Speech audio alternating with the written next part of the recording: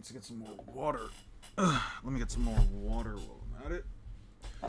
Water, water, water!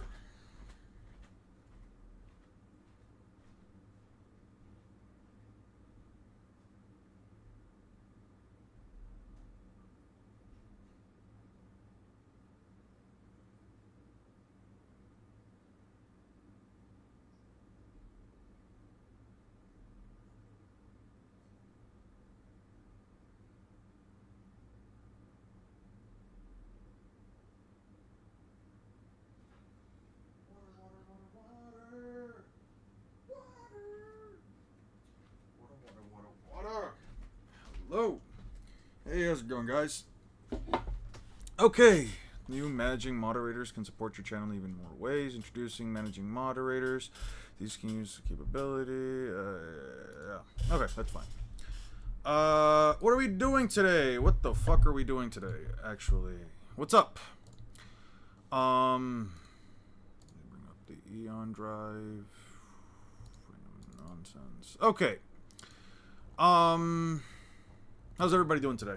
Let me just start separating some of these. Bit of an impromptu stream for the most part. Not really. I was planning on streaming today. How's everybody doing? Feel like I haven't spoken to you guys in weeks. Yeah, we're talking about power scaling. Just gotta stretch real quick. Okay. The fuck is all this? I don't care about any of that. We got a lot of... Not really a lot to talk about, actually. Just... wanted to catch up with you guys. Wanted to see what you guys are talking about. I made it to B rank in Sonic. Nice! I'm currently at C rank. I've been playing a little bit here and there. I haven't been playing too much. I haven't been playing too much, honestly. I've been hopping in online, been having some fun, different builds and stuff like that. Pain? What are we talking about with pain? Power scaling, synonyms for power by how powerful they sound. What do you have rocks in your top 5 above Roger? I haven't scaled him yet because the only thing I have to go off of so far is just him clashing with a character that has no direct bridge to them. One of the issues...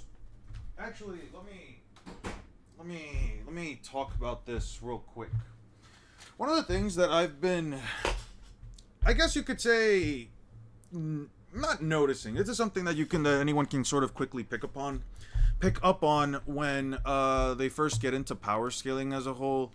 And it's the idea of instantly scaling everything and everyone that they see, which, to be clear, there's nothing wrong with that. I don't think it's wrong for anyone to generally consider or try to scale any character, especially, you know, if you're into the hobby of power scaling. I don't think there's anything wrong with that. However, I personally don't do that from a... I don't necessarily do that from next to any perspective. Whenever I'm reading something, I don't think about the power scaling implications. More so, I'm just trying to take in the medium that I'm going through. So, as far as God Valley goes, I haven't scaled any of it. I don't really care to do such a thing, at least until God Valley's over, because I want to have the full scope and context of the flashback before I go out of my way to make any claims about anything. By the way, just as a heads up, I am streaming right now because I've recently uploaded my newest video. I've actually recently uploaded my newest video. Granted, this is not the thumbnail, by the way. I'm actually waiting on the thumbnail to be sent so I can have it out for you guys. But, by the way, thank you, Six, if you're listening. Thank you so much for putting in the thing.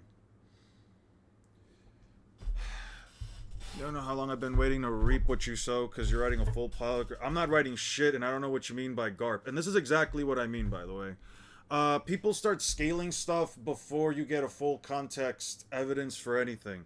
I I'm not apologizing to anyone, and I'm not apologizing to Garp because I haven't said anything about Garp that's necessarily negative. I just said I have no reason to believe so far that they're necessarily afraid of Garp being there, more so shit that's gotten more complicated. I'm assuming you're talking about the most recent scans of Garp tanking an attack from a Big Mom that's likely not in her prime, and Whitebeard running away, even though he blatantly states that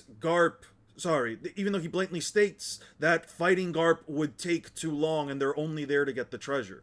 I have nothing to, I have genuinely nothing to even remotely apologize for. And if I'm gonna be honest, one of the things that you could say that I dislike about the power scaling community as a whole is just the idea that as soon as a new chapter comes out, everything automatically changes and we have to automatically just start resuming all different forms of scaling, or where people with certain agendas or certain favoritisms or for other characters will all of a sudden start making a bunch of claims without having the full scope of the picture. Like I said earlier, I don't personally scale anything until I've got the full scope of it, or until I have a full idea or full context of what this section of the story is going to be about. God Valley is still happening. A lot of things can still happen. I can almost certainly say that while Garp will have a ton of feats that will definitely put him up there in terms of the highest context character, well, not highest context, one of the highest tiered characters in the series, I'm not going to make any claims or decisions on how powerful Garp, Roger, Rox, Big Mom, Whitebeard are until I get the full scope of God Valley. But that's just me. Other than that, it's a 3v1. You don't think it's baffling Whitebeard would say it would take forever? Because Kaido isn't at his prime, neither is Big Mom. It's that simple. And they're not 3 Yonko at that time. They're definitely not 3 Yonko at that time. Again, you can believe whatever you want to believe. I have no reason to change my opinion yet. They only claim you need Mihawk versus Roger over Roger. Yeah, sure. It's not that Whitebeard would lose, it's that fighting Garp would take too long. 100%. You can choose to interpret it however you'd like. It's not copium. You can choose to interpret it however you'd like. I just don't have to agree with you. There's a difference between apologize for your admiral slander. Why would I apologize for my admiral slander when admirals, like, when you say something along the lines of admirals are easily above the Yonko in portrayal, what admirals are we talking about? The one that got killed by what's his face, Rox, or the ones that have never defeated a Yonko? This is the thing that I want people to understand. The thing that I just want people to understand in general is that when you use terms like blatant, easily, when you use terms like blatant, objective, easily, etc., it has to be, and I'm going to use the word objective, without any room for interpretation. There can be no room for interpretation. Embarrassed Whitebeard at Marineford, again, interpretation. You can choose to believe that. We saw two completely different things. Where is it stated or implied that he's holding back? This is what I mean. You're rage baiting. Terms like this need objective evidence, need proof. Terms like this require irrefutable proof. Ooh, I spelled that wrong. Proof. What is irrefutable proof?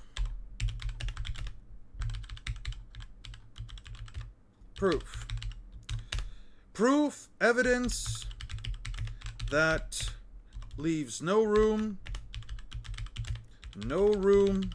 for interpretation.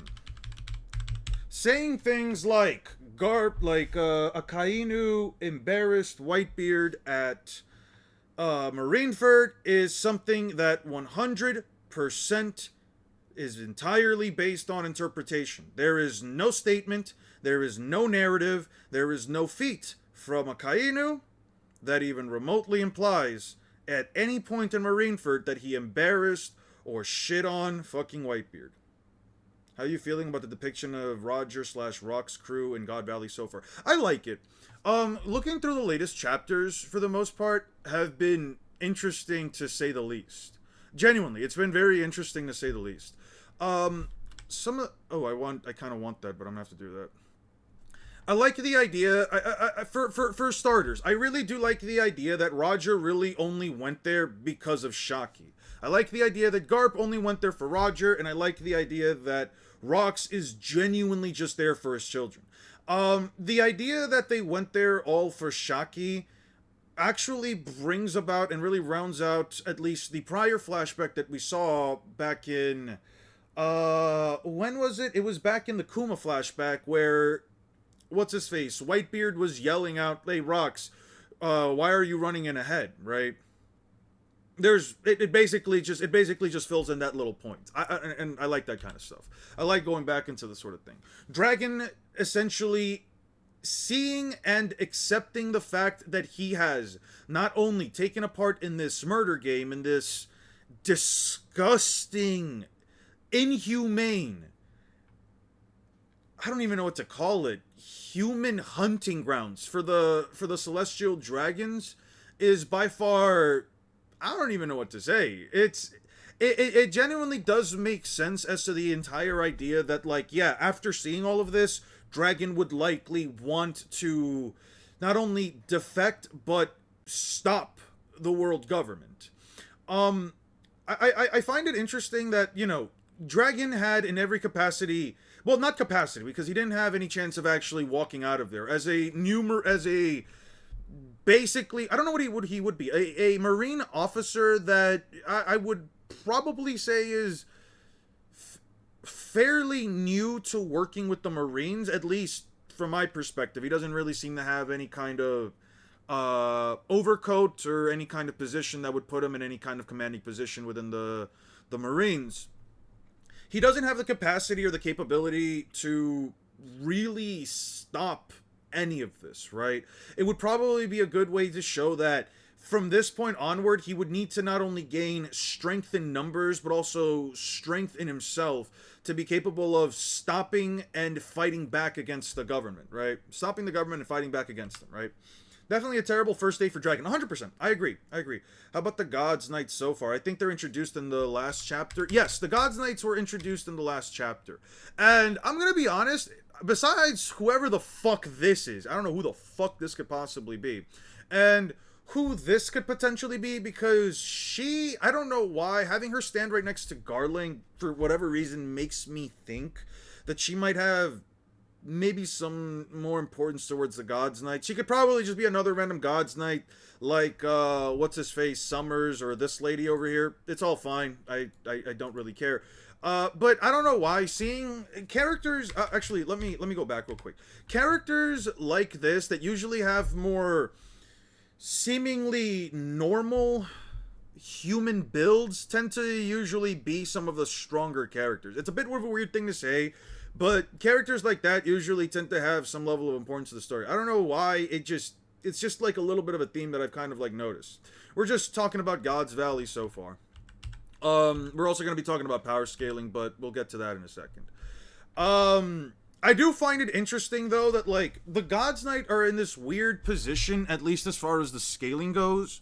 And again, I don't like scaling characters yet, but I do want to talk about the Gods Knights just for a second.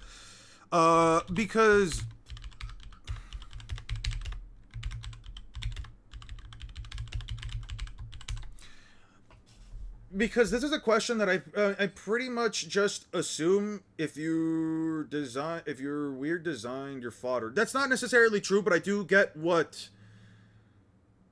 I do get where you're coming from with that, and that definitely, that's both true and incorrect at the same time. Let me actually find a couple of scans real quick. Characters that look weird, but not so much weird. I would actually say characters that look weird by normal human standards. I'll show you what I mean by this.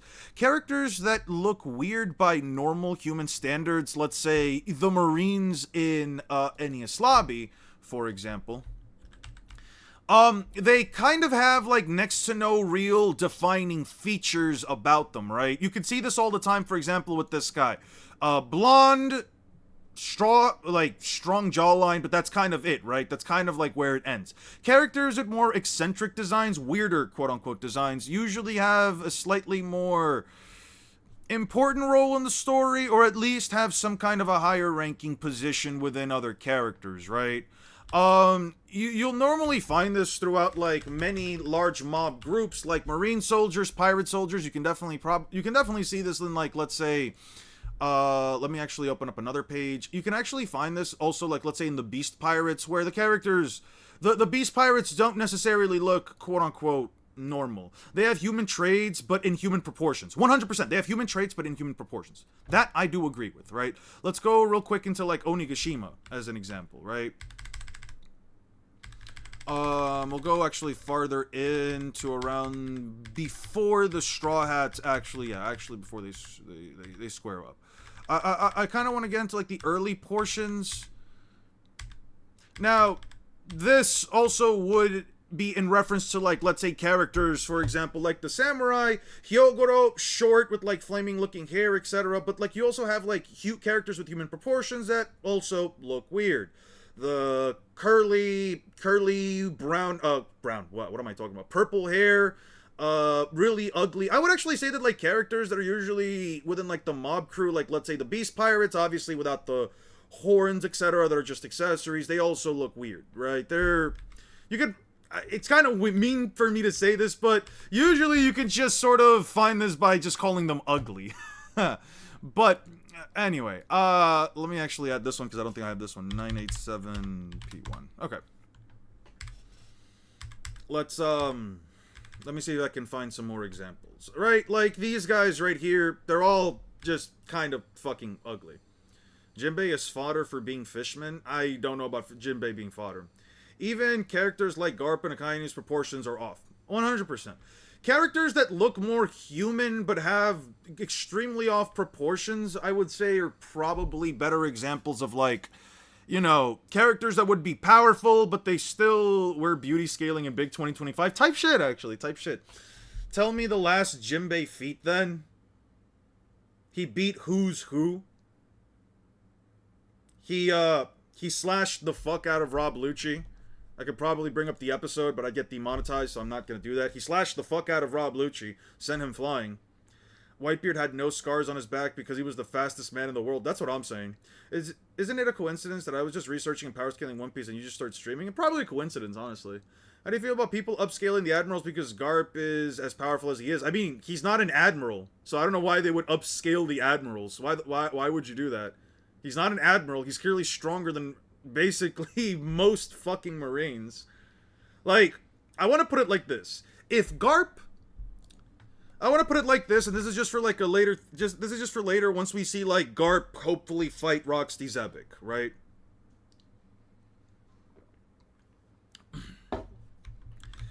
If Rox killed an admiral, and hypothetically, Garp fights Rox on even grounds,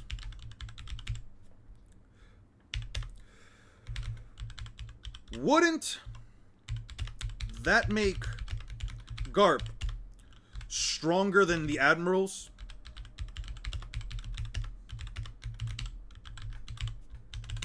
Wouldn't that make Garp stronger than an admiral? Yeah. I don't... Again, people try to find whatever it is that they can to upscale their favorite characters, and while you have all the free will and all the capability, all the capacity to do such a thing, I'm not one of those people. I wait until I have full context on the situation. I don't understand why the admirals would be upscaled by Garp. He has Conqueror's Hawk and the admirals. Oh, another thing you could bring up. Listen, people have unironically been trying to say that the admiral was just fodder. I mean, you can't be an admiral and be fodder.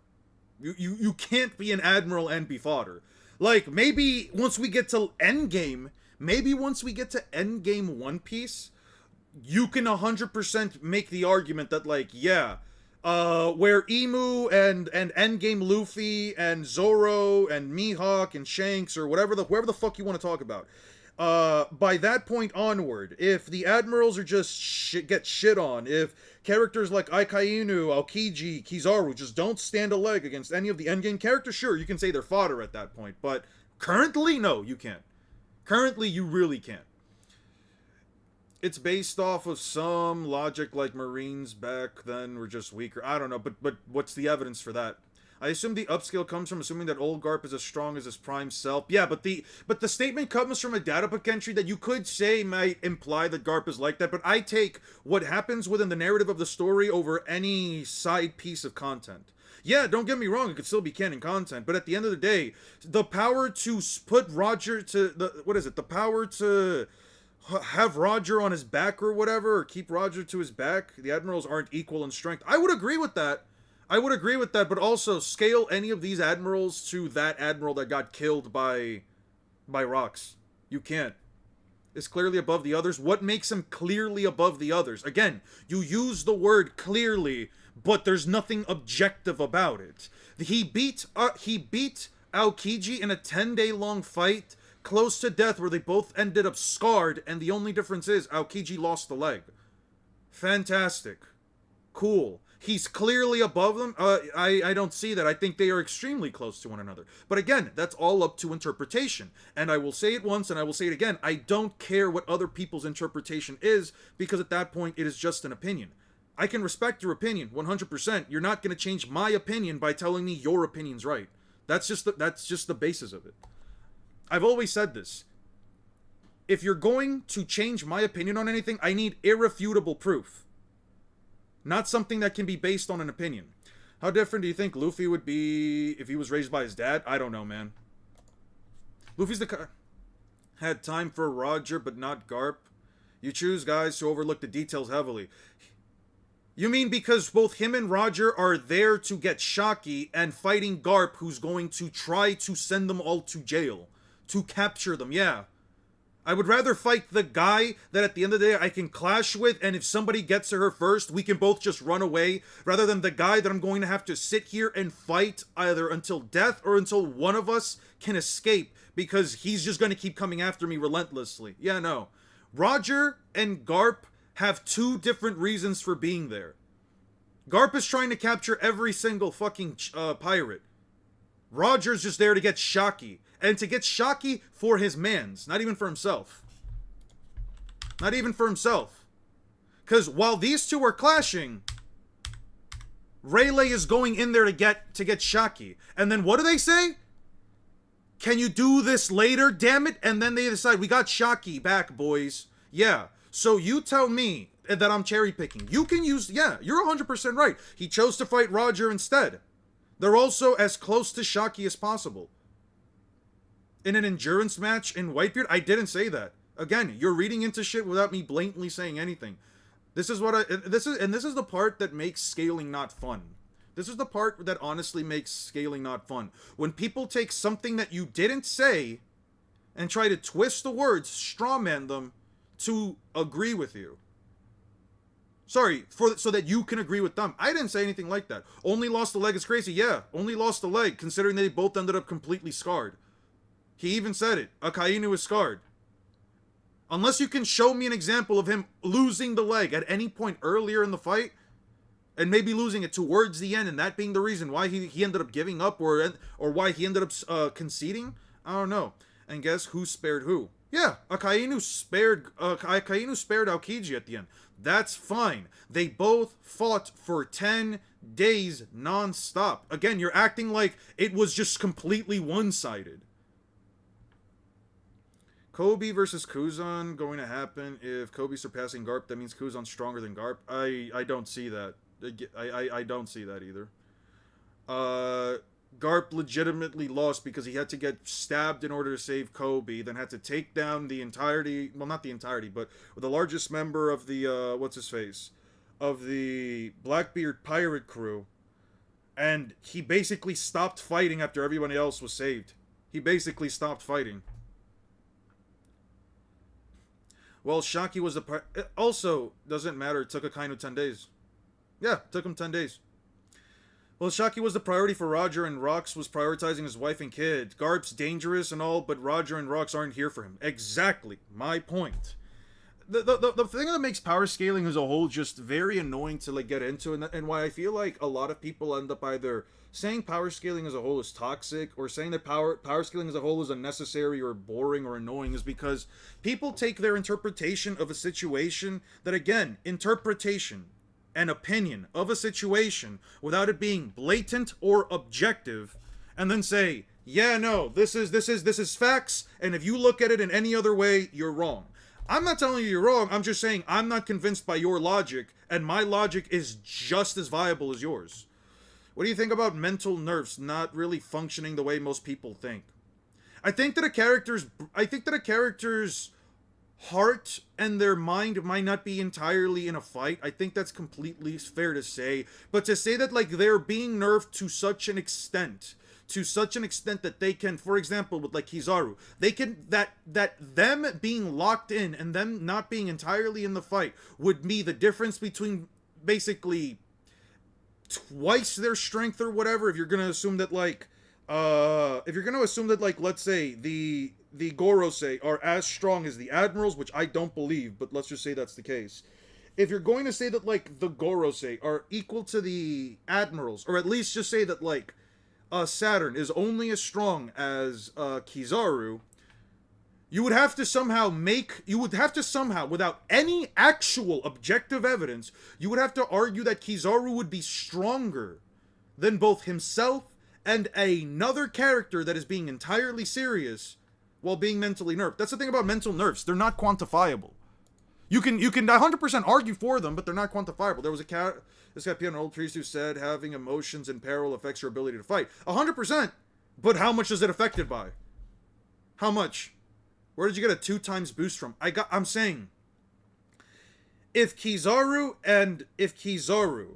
and Saturn are both there and they're both equal, let me type this in. If Kizaru, mental nerf, we'll just say mental nerf, right?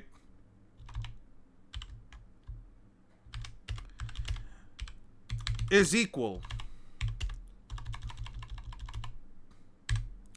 to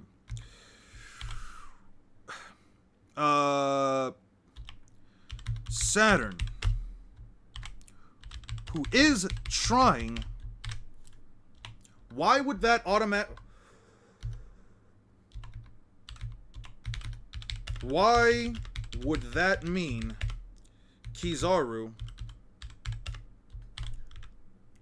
no mental nerf is greater than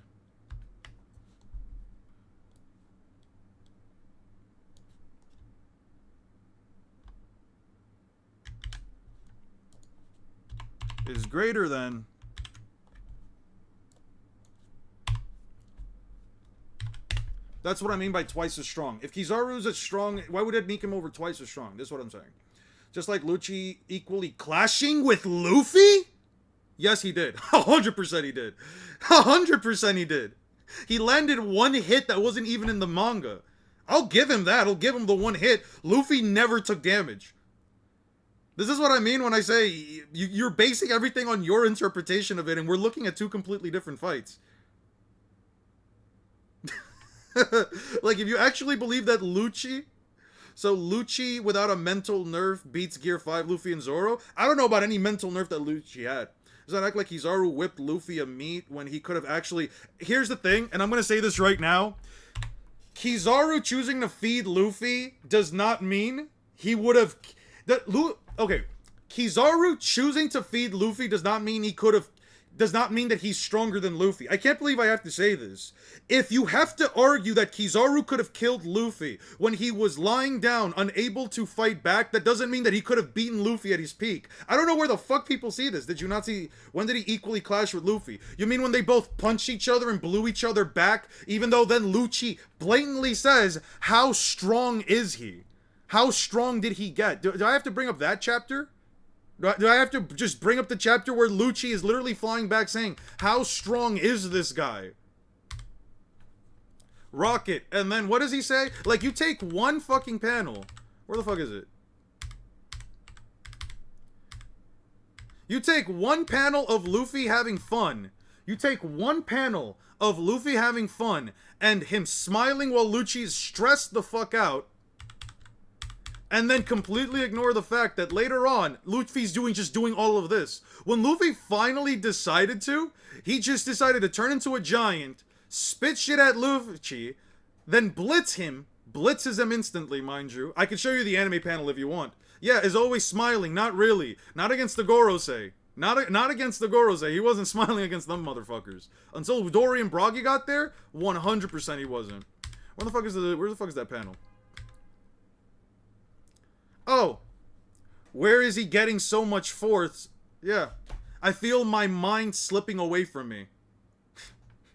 I don't know what to tell you, man. You guys just have opinions and interpretations that I just don't agree with, and you're not gonna be able. And no matter how much you go out of your way, you're not gonna convince me. You're just not. I don't know what to tell you. We're looking at two completely different things. You just saw the panel, yeah. He's not always smiling. Do I have to bring up the latest One Piece episode? Needed a giant boost to beat base Luffy? What giant boost? What giant boost did he need? Because when he beats Lucci, he's not a giant. So a Luffy needing Gear 5 for a mentally unstable Kizaru's not a win? What do you mean he's mentally unstable? What do you mean he's mentally unstable? Let's see what that means.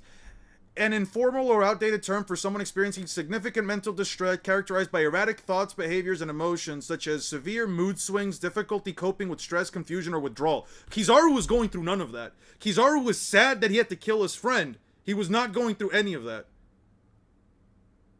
He was not going through that. He only had a serious expression once. No, he didn't. How strong do you think Zoro compared to Luffy during Egghead, in my opinion? When Luffy and Lucci team up, Luffy turned Gear 4 and Lucci turned Hybrid, but not Awakened, and Zoro defeated Awakened Lucci.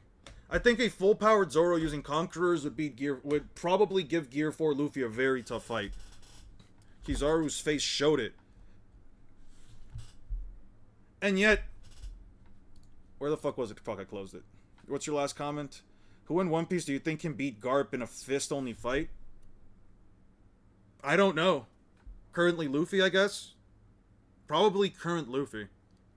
If we're talking about old Garp, I have no idea. I still don't have a full scope of his abilities.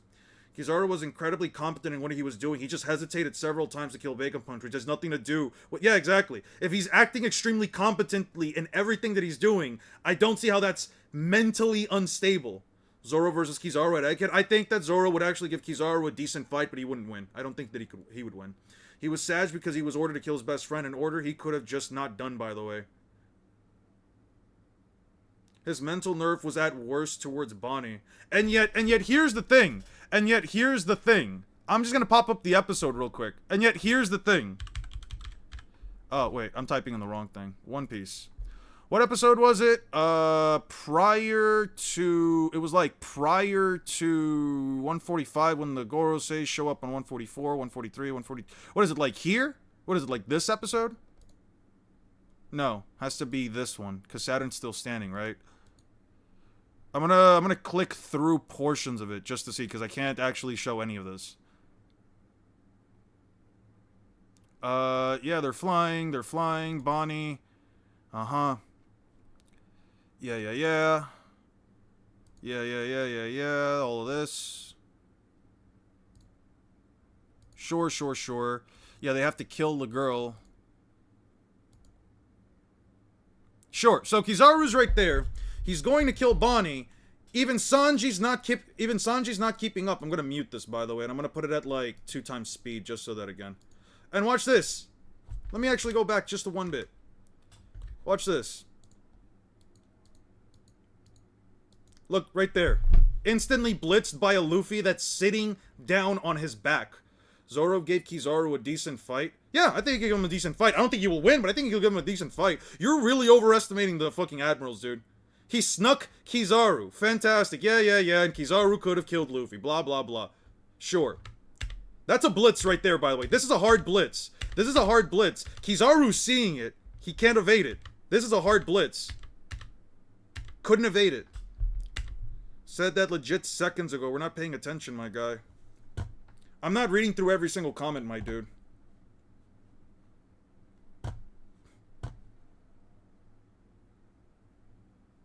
The same Zoro going extreme diff with a extreme diff? Did he not literally not one shot, but did he not literally blitz Rob Lucci?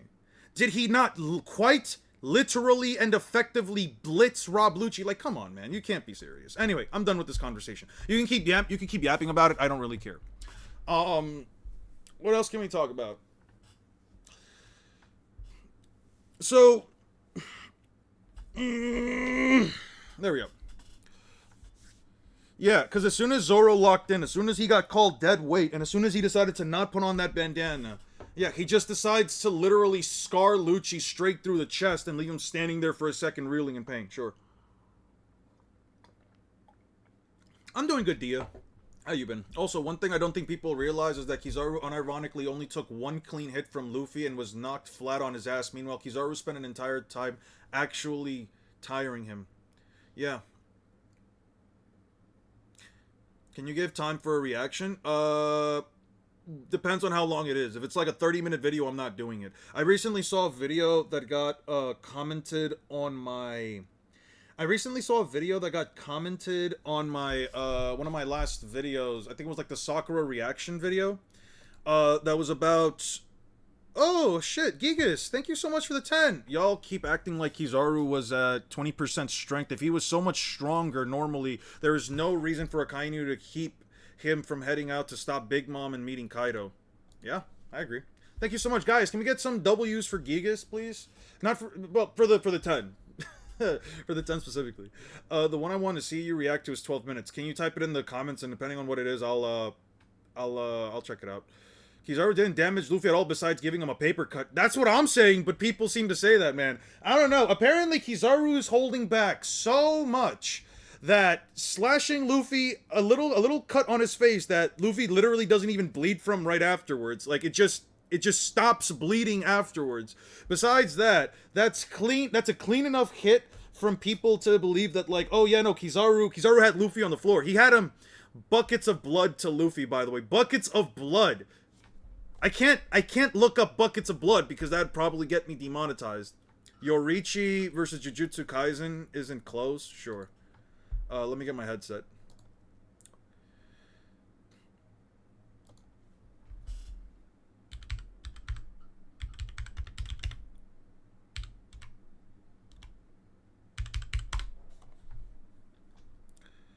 Which one is it?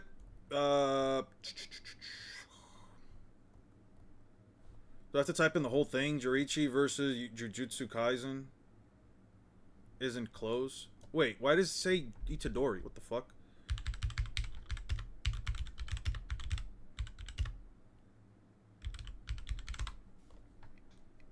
Sure, we'll check it out. Let me put on my headphones. But yeah, man, I don't know. Buckets of blood. I think you might not be aware of what a bucket of blood is, especially in a plural tense. I would, if you are sure that a bucket of blood is that tiny little thing, I want you to Google, because I'm not doing that personally. I want you to Google how large a bucket of blood is, or how much blood it would take to fill up a bucket, and then show me a scan. Show me a chapter number and a scan where Luffy bleeds so much that he bleeds a bucket of, oh, not this dude. Sure. Hey, what's up, Aster? How much did you progress on Bleach since you left off? I'm gonna be real with you guys. I'm gonna be 100% fucking honest here. I haven't read JJK since I fucking finished the Aizen thing. I'm sorry, not JJK. I haven't read Bleach at all, man. I kind of just started working on the video, and I just forgot. I kind of just sat there and was like, man, what the fuck was the last thing I did? Let me see. Bleach, TYBW. Chapter 480. That is the last thing I did. Chapter 480. I haven't read a Hey, Ryoshu, thank you so much. Let's celebrate their first super. Hey guys, let's give some W's for Ryoshu. Yeah, no, since like chapter 480, I haven't read jack shit. I'm not gonna lie. I should probably get back into it starting today. I'll probably start reading like 10 chapters a day, but man, I'm not gonna lie. Like, I just completely kind of fell off of reading Bleach after a while. I think I just needed a break. I was kind of feeling a little bit burnt out by it. Real world physics has no use. Kizaru does not have an attack that would hurt Luffy. He did more attacks in Egghead than he did in Marineford. That's what I'm saying. Yeah. I remember watching this dude before. Who the heck was this dude again? Let me just go through their thing real quick just to see what other content they made. Oh! Oh shit! It's the Sakura versus One Piece dude. All right, fine. Itachi versus Jujutsu Kaisen isn't fair, yeah, no, because. Or actually, I might look at this one afterwards. I might check this out afterwards. Anyway. What if Yoriichi was put into the world of Jujutsu Kaisen? Okay, so just to be clear, no hate towards Remy. Hey, they got up to 5.4k subs. Lovely, love that for them. So no, whether or not I disagree with them, I think they use calcs. I don't remember. Have you read the recent dude? I haven't read Chainsaw Man since Denji got stuck in like hell or wherever the fuck it was. Wherever the fuck like they were at, where like he saw a visage of like Power and the other and Yuki, Maki, Meki, whatever the fuck the dude with the ponytail was. That was like the last thing I saw, man. See you later, Ryoshu.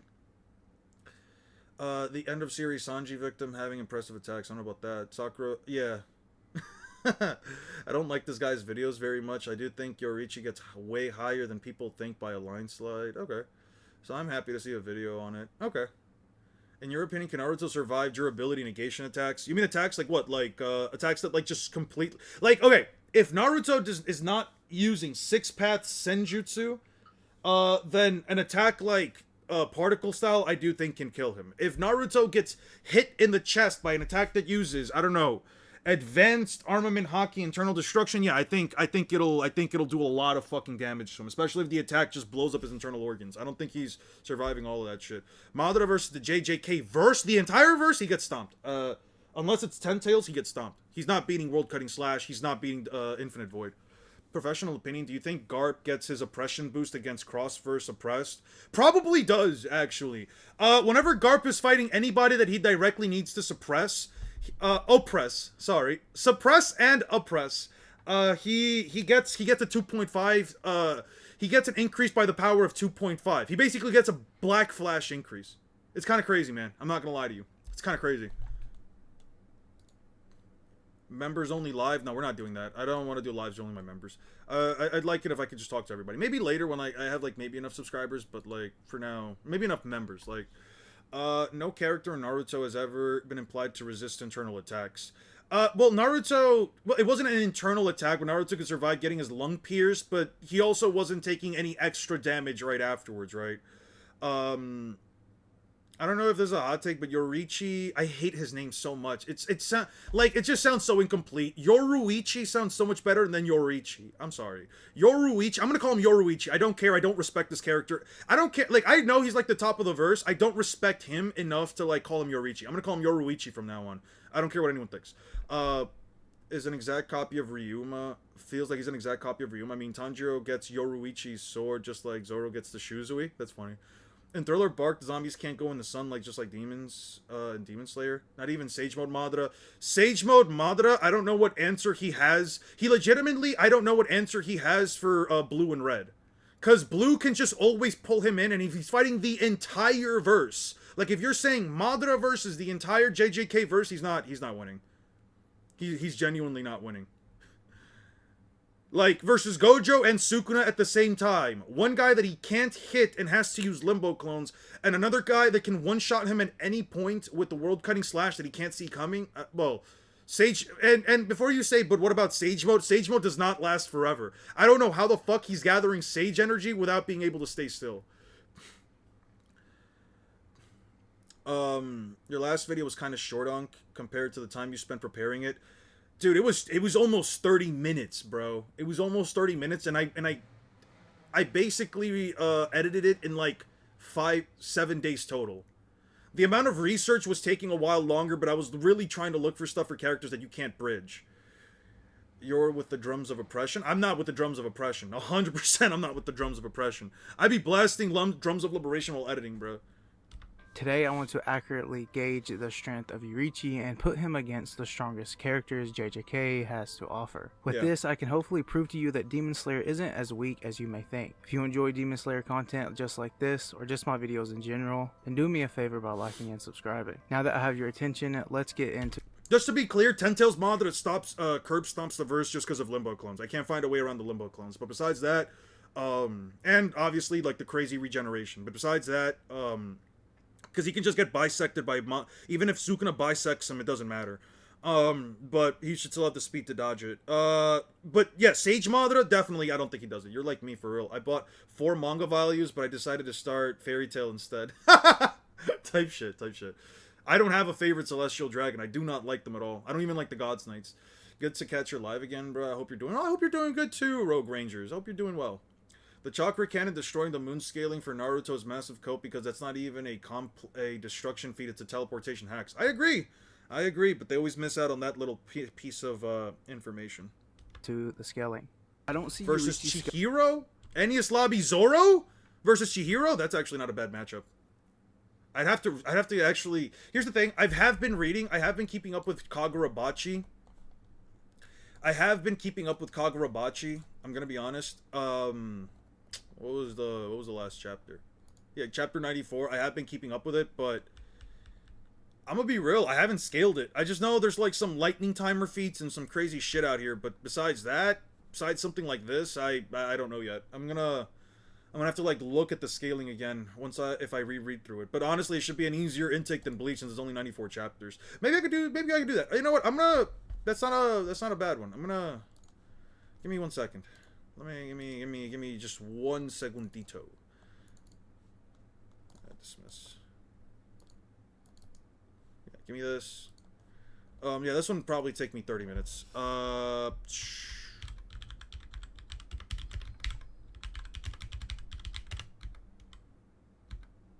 Zoro. Shouldn't Limbo be strong and fast enough to put down both Sukuna and Gojo? Well, here's the thing. It'll catch them off guard 100%. It'll send them flying 100%. It could probably put an arm through them 100%. It can't take them out in one hit. Unless it goes straight for the head, which Madara doesn't do, it can't one-shot them.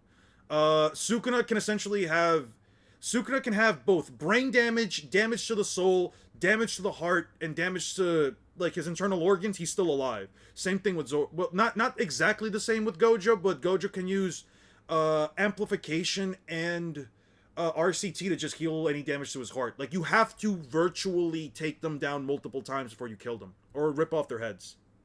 I think Naruto characters, or any characters not from JJK for that matter, can actually bypass Gojo's Infinity with attacks that don't use Cursed Energy, then Infinity wouldn't detect it. That's not exactly true, because Infinity doesn't detect only through Cursed Energy, it also detects through Acceleration and Mass. They still have Mass and Acceleration. When will the new video be available for everyone? Whenever I get a message from the guy that's making my thumbnail, which I am checking constantly for, at the latest tomorrow, that's when the video will be out. I told him that, like, I really do need the video. I really do need it by, like, Thursday to Friday, the latest. But yeah, I let them know in my last message on Fiverr. Excuse me. I did let them know though, that the image that they made was like perfect. Like, I just need them to like have it ready to go. Can a Limbo clone block a world cutting slash? I don't see why it would or could. Oh yeah, we can resume the video. My bad. What the fuck? Okay. And do me a favor by liking and subscribing. Now that I have your attention, let's get into the scaling. I don't see Yoriichi's scale being too long, as he just peaks every feat and character in the series, so any feat done by any upper moons are outscaled by Muzan and then cliffed by Yoriichi. For example, the hand demon whose attacks were around building level, or even Doma's feat calc, in which it's calc around the multi-city block ring. Just to be clear, by my metrics of scaling, I don't use any of this stuff. So I have nothing to go off of other than the, I guess, calcs that they're showing. I've always, actually, real quick, I've always wondered about this. So for the people that use calcs, right? I was watching like a couple of videos with Six from Tokyo yesterday. I was watching a Superman video. I don't even know why I watched it. I don't like Superman at all. And there was one that he did on like, I think it was Hiei from Yu Yu Hakusho versus all of Naruto, or like how far does he get into Naruto? He was using a lot of calcs, but I never actually see the math for the calcs. Hey, what's good, Preston? Hope you're doing well, man. Anyway, back to this is given the fact that Doma was massively Superman weakened to should the point of being fuck 700 up times Spider-Man. weaker than usual. I'll go more over this in my Disaster Curses vs. Upper Moons video, so feel free to check that out, and the exact math and reasoning behind it. There's also a feat done by Muzan himself, not only creating a crater, but also shaking the ground. This feat ranges from building to city block level, but it can actually be calced higher, giving Muzan's distance coming out from in the a bit over demon 2 hours from now? portion of No fucking way. Digimon Time Strangers is coming out today?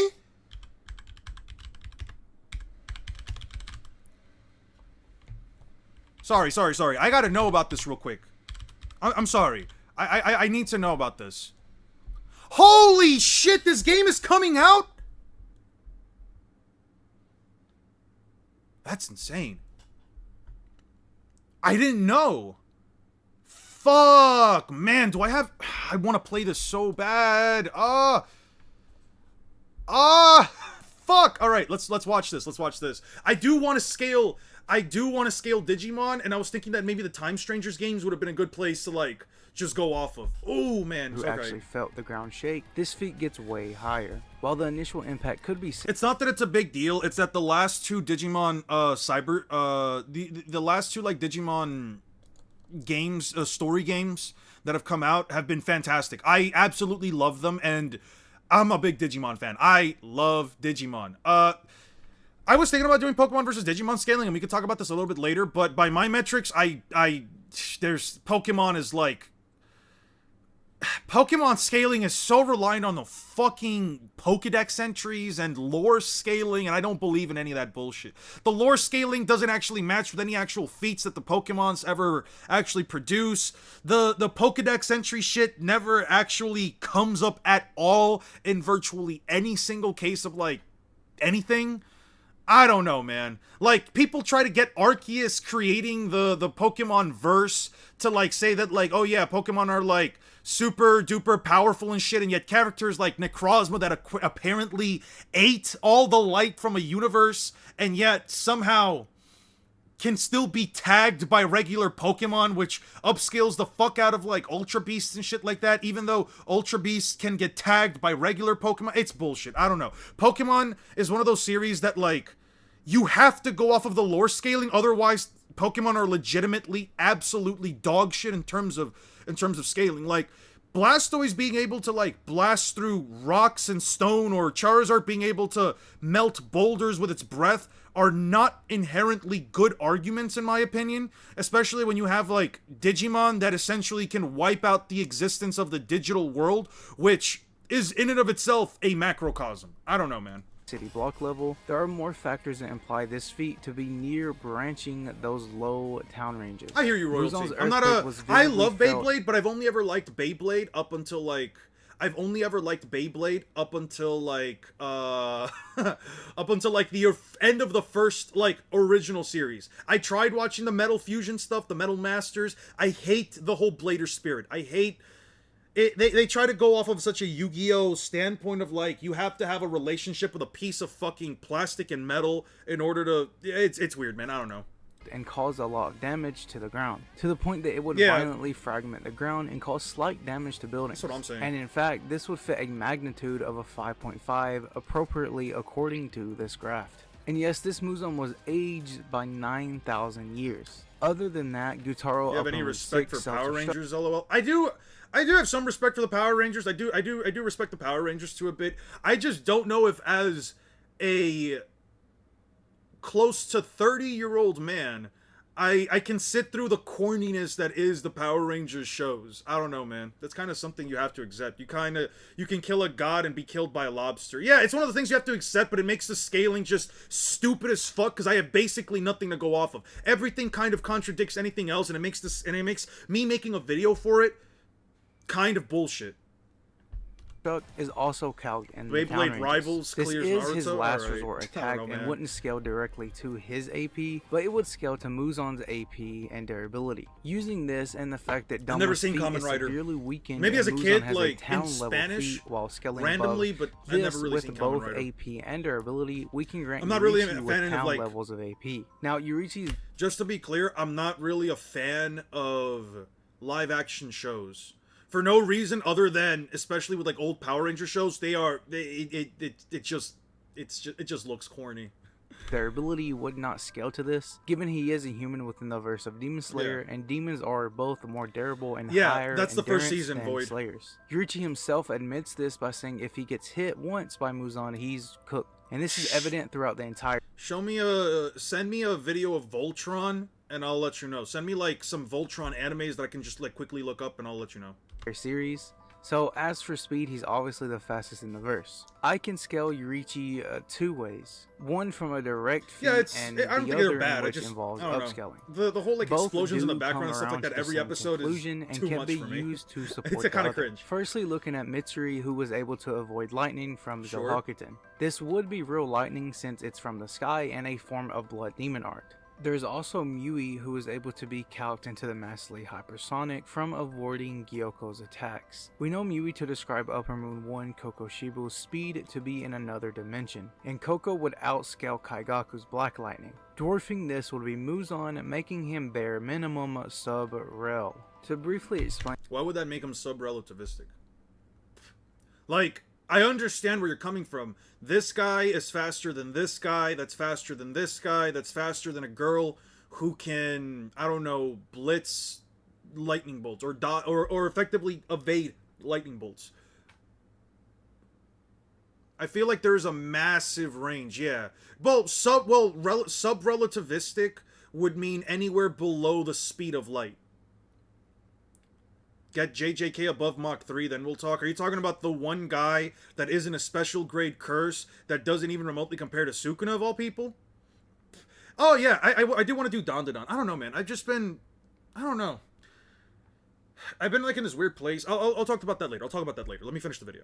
Kaigaku is a Breath of Thunder user. Once he becomes a demon, he explains his techniques have gotten It stronger, does give it 10 times augmenting up. I did his hear about speed that. as well. When Kokoshibu is giving him blood, he states his cells themselves was scared just by being in the presence of Upper Moon 1. Kaigaku would then get Perception Blitz by Zenitsu, another lightning user. And an old Yurichi, while legit dying, would speed blitz Kokoshibu. And Prime Yurichi is able to outspeed and blitz Muzan. As for the calc, it would involve Yurichi cutting all of Muzan's parts. Using this panel, we can deduce how many swings Yurichi made by using the bits and the swings we see on screen to find out the average amount of swings he did in total. I Fair. count 6 pieces of Muzan and 2 swings. So for each 2 swings, he had to cut around 6 pieces. And he did this until he hit 1,501 pieces. Yurichi swings his arm and sword at a 180-degree turn Fair. for each swing as he tries to cut the pieces. Using all of this to estimate this feat in particular to be in the light speed range. Both of these paths grant Yurichi with light speed or near light speed combat and reactions, and I'll briefly show on screen now the If you feat round up the and number a few calculation. 100,000 times, that's crazy. That's crazy. Wait, can't he just cut multiple pieces in one stroke? I don't know, man. He's showing the math. Yurichi swings his arm at a 180-degree turn for each swing as he tries to cut the pieces. C equals 2 pi. Alright, I don't know how to do this math shit. Yeah. Starting with the low tiers of JJK, this includes characters such as Miwa, Inumaki, Oh, it's a collab. Nobara, Mai, Megami, Panda, and Mekamaru. The general scaling for low tiers are around the building level to city block levels of AP. Ya with X the is exception of insanely strong, Mekamaru, fast, who has a powerful higher with calc hacks. attack Hey, what's and has up, a stronger Drake? How form you doing, later man? on. So pretty much everyone here except Mekamaru is around building level, which means Yurichi has no problem in just stomping any of them. Mai only really has a gun which isn't doing anything. Panda is just really big for no reason, which makes him an easy target. stated, a fight between Yoriichi and Miwa would be cool given they both use swords, but Yoriichi is still far stronger and far more skillful. Inumaki has a decent win con with cursed speech. There is a legitimate chance it could work on Yoriichi, but he isn't doing anything beyond that, because obviously the strength gap is just far too wide. Would the strength gap have to be relative to their cursed energy? Let me see this again. 6 pieces. Let me see this again. And he did this until he hit 1,501 pieces. Yoriichi swings his arm and sword at a 180-degree turn for each swing as he tries to cut the pieces, using all of this to estimate this feat in particular to be in the light speed range. How does all of this consist to make it light speed though? That's what I'm trying to understand. Has a good win con by summoning Mahoraga, but Megumi pretty much has to kill himself to actually pull it off. That's so fine. He loses by default. And either way, I'll talk about. What do you mean he loses by default? No, that's not true. Megumi is still alive and in a state of suspended animation until Mahoraga either kills the person he made the ritual with, or until he himself has succumbed. There is no way I'm gonna be convinced that or at least I don't think it's fair to say that oh, well, Megumi technically loses because Mahoraga would have killed him. No, Mahoraga's still active until he's taken down. What the fuck? That's not fair.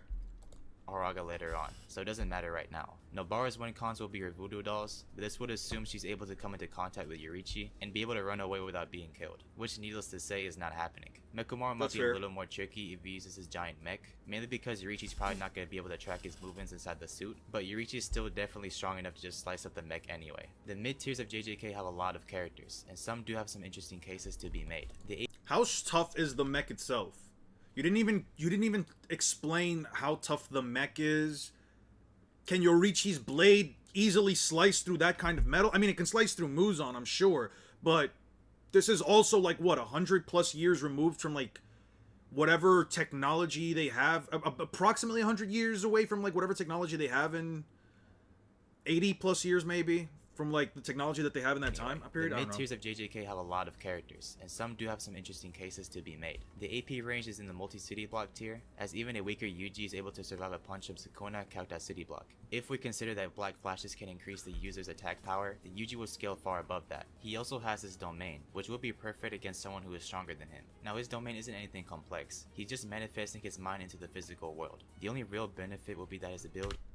That's not his domain. That's not his domain at all. This specific moment, and I know why people messed this up, but Sukuna himself said that when two sorcerers clash, when two sorcerers or two beings with cursed energy clash, they're sort of sent into an alternate, not dimension. Let me see if I can find it real quick. They're sent to an alternate space where they're essentially their hearts can have a heart to heart.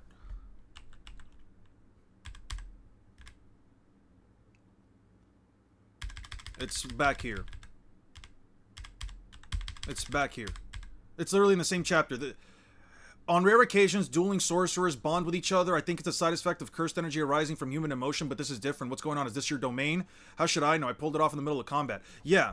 And mind you, this isn't his domain. This right here is, though. This right here is his domain.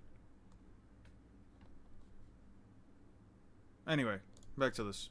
Abilities are enhanced. With that said, I don't think it will be enough to defeat Yoriichi. Yuji does have things like Cleave, Dismantle, or Black Flash, but this is assuming any of these attacks are going to even land. Remember, Yuji has access to the see-through world, meaning he can easily track his blood flow and predict where his attacks are coming from. And this is also assuming Yuji can even cast his domain in the first place. Yoriichi could easily just blitz him and cut his neck. Yuji can vaguely be argued for scaling to around massively hypersonic. We have seen people like Akari and Maki react to lightning to some degree, who already scale to Yuji, but it is very ambiguous if they can consistently move at lightning speed all the time. Even if we were to say that's the case for Yuji's domain is essentially just it's not Malevolent Shrine because it's not attacking consistently and effectively, but it does essentially attack the soul with Dismantle slashes. It does attack the soul with Dismantle slashes. You can see it when Hollow Wicker Basket breaks apart. You can see it when Hollow Wicker Basket breaks apart, and then as soon as that happens, the sure hit effect immediately hits Sukuna, and these directly target the soul. We do. It's just his domain. It's just his regular dismantle slashes, just directly targeting your soul. Though it's due to the binding vow that he developed. Yuji, it is still far slower than Yoriichi, so I don't see a way Yuji is winning. Toji and Maki will be another interesting case. They do have lightning speed arguments, but again, don't seem to operate at that level consistently. Either way, Toji and Maki's best win con is the Soul Split Katana, which is a one-shot potential attack. If you think Mahoraga can deal with MUI Goku no Trigger? It's getting one-shot. If they blast it with a single key blast, it's blowing the fuck up. If they don't one-shot it, it's blowing the fuck up. Not to mention Yoriichi is still faster, so their precog isn't going to be any use, meaning they most likely won't be able to land any attacks with the katana. If they somehow got lucky and managed to land an attack, then they obviously win, but I don't see this happening given the speed gap and Yoriichi's precog. Nanami, Mei and Choso are just cooked. Nanami really only has experience in Black Flash. His overtime ability is useful, but he has no real means to really hurt or tag Itachi in any way. Mei's Black Bird Itachi? Useful, but he has no real means to really hurt or tag Itachi in any way. Mei's Black Bird he said Itachi. Either, which just leaves her combative ability left, which she stands no chance. Choso's fastest ability is the speed of sound, which gets passed by base Tanjo in his fight against Lower Moon 6, so it's useless. He does get amped and can use things like RCT and Blood Armor to become like really tanky, but Yoriichi's AP is still too much to counter without hacks. Todo's Boogie Woogie could be extremely annoying for Yoriichi because Todo's going to be teleporting everywhere, but eventually Yoriichi's going to adapt to his hand movements and predict when he's going to teleport and just kill Todo there. Hakari on the other hand has a decent argument. He was shown to dodge when he's going to be teleporting everywhere, but eventually Yoriichi's Boogie Woogie could be... I love how they're using this version of Todo, even though we know that current Todo, even though we know for a fact that current Todo uses, specifically uses this, a Vibra Slap. So they would actually be teleporting at a rate that he wouldn't, I don't know if he would be able to react, especially since Sukuna said the rate at which, he mentioned the strongest character in fiction. That's what I'm saying. Like, even Sukuna says it is virtually impossible to get used. He'll faint without swapping and taps into the instruments, changing positions, swaps with the crow. If he can freely adjust the maximum and minimum number of swaps per tap, then it's practically impossible to get used to Boogie Woogie. Extremely annoying for Yoriichi because Todo's going to be teleporting everywhere, but eventually Yoriichi's going to adapt to his hand movements. It's not even out, it's completely outdated because this video came out 8 days ago and Todo's had the Vibra Slap for like, what, 2 years now? A year and a half now?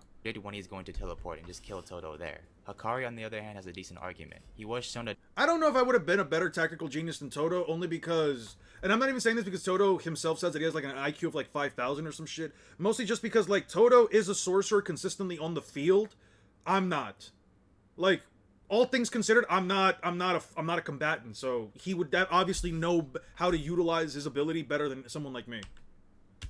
The main thing here will be his domain expansion. When Hakari activates his domain, it functions as a slot machine spinning for a jackpot. If he hits the jackpot, he gets near instant healing for 4 minutes and 11 seconds, becoming immortal even if his head is destroyed. Now of course this is assuming Hakari even gets this off, which he wouldn't, but if he did, how would Yoriichi combat this? Given Hakari is immortal, there's really no attack that would kill him. What's going to happen is that Hakari and Yoriichi go back and forth for the entire 4 minutes and 11 seconds, as Yoriichi can't hurt Hakari, and Hakari isn't fast enough or strong enough to damage Yoriichi. Best case scenario, this would end in a stalemate if Hakari continuously uses his domain. His RCT could help him stall for a while, but in most scenarios I see Yoriichi winning over time. Next up will be Arame. Why would he win over time when doesn't Hakari... Wait, time out. Doesn't Hakari always open up his domain before like it runs out anyway? Would end in a stalemate if Hakari continuously uses his domain. His RCT could help him stall for a... Let me just say, wait, let me go back. As Yoriichi can't hurt Hakari, and Hakari isn't fast enough or strong enough to damage Yoriichi.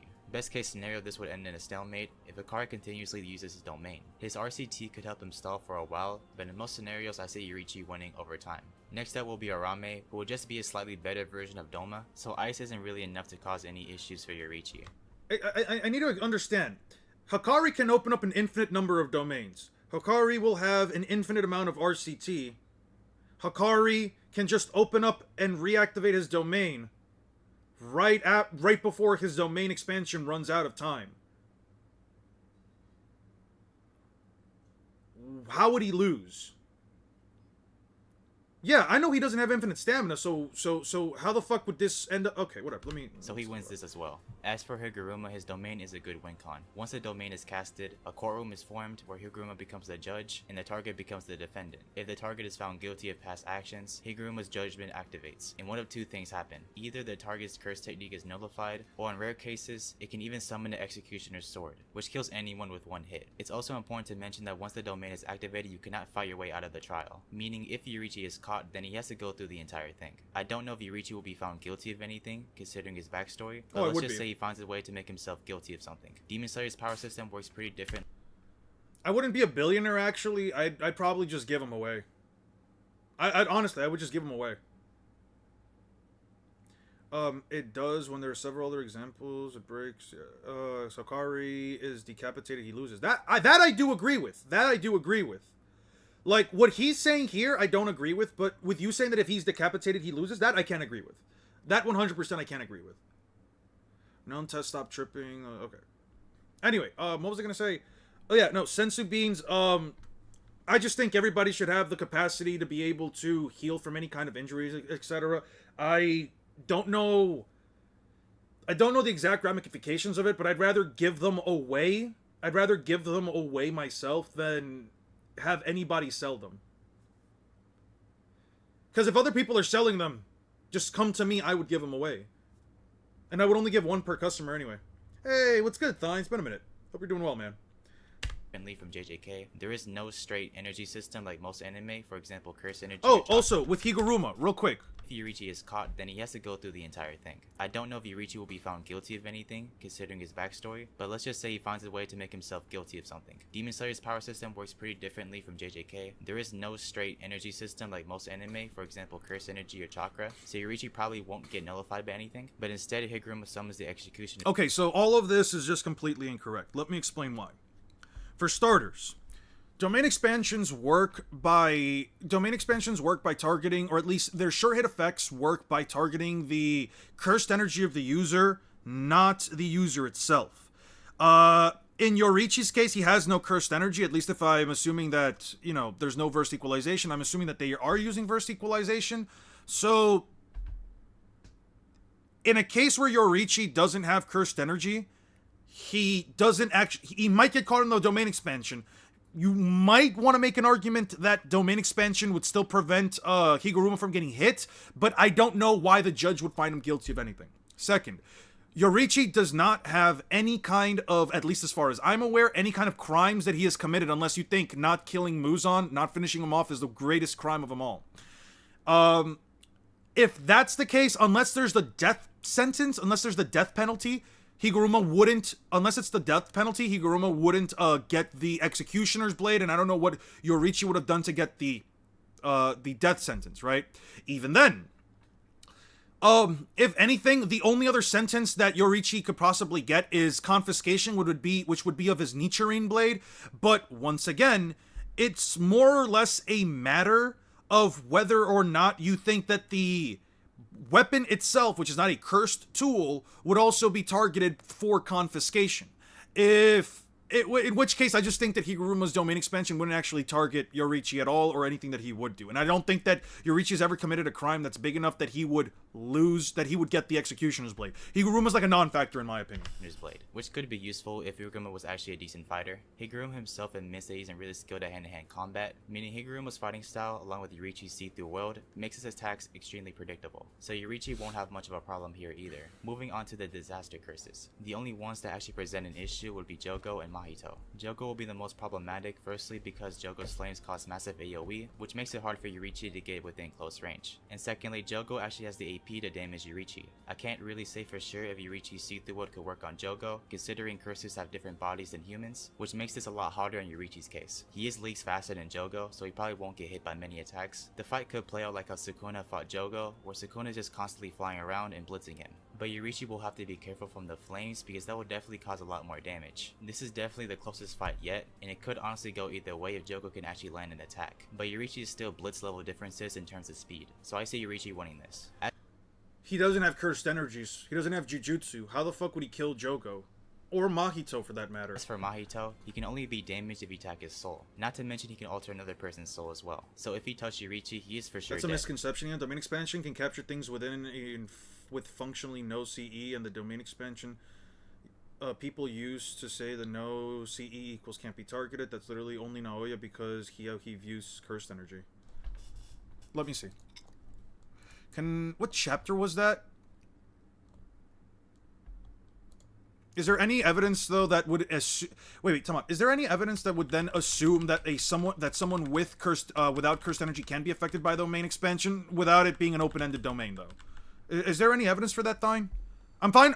Listen, to be clear, if what you are saying is true, Thine, if what you are saying is true, then obviously that's really big for JJK scaling as a whole, especially like non-verse equalization versus battles.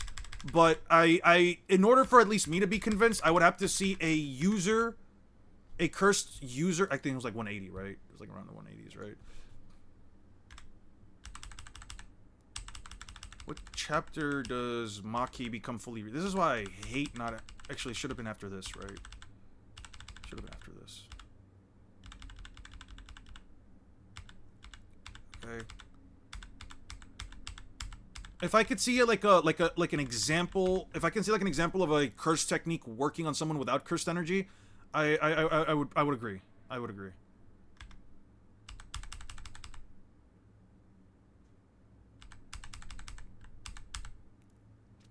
So far, how good or bad do you think the video is compared to the soccer one? It's much better. It's much better, but but the issue with the video is that they're more so not really going that in depth into some of the scaling, and I don't know how I feel about it.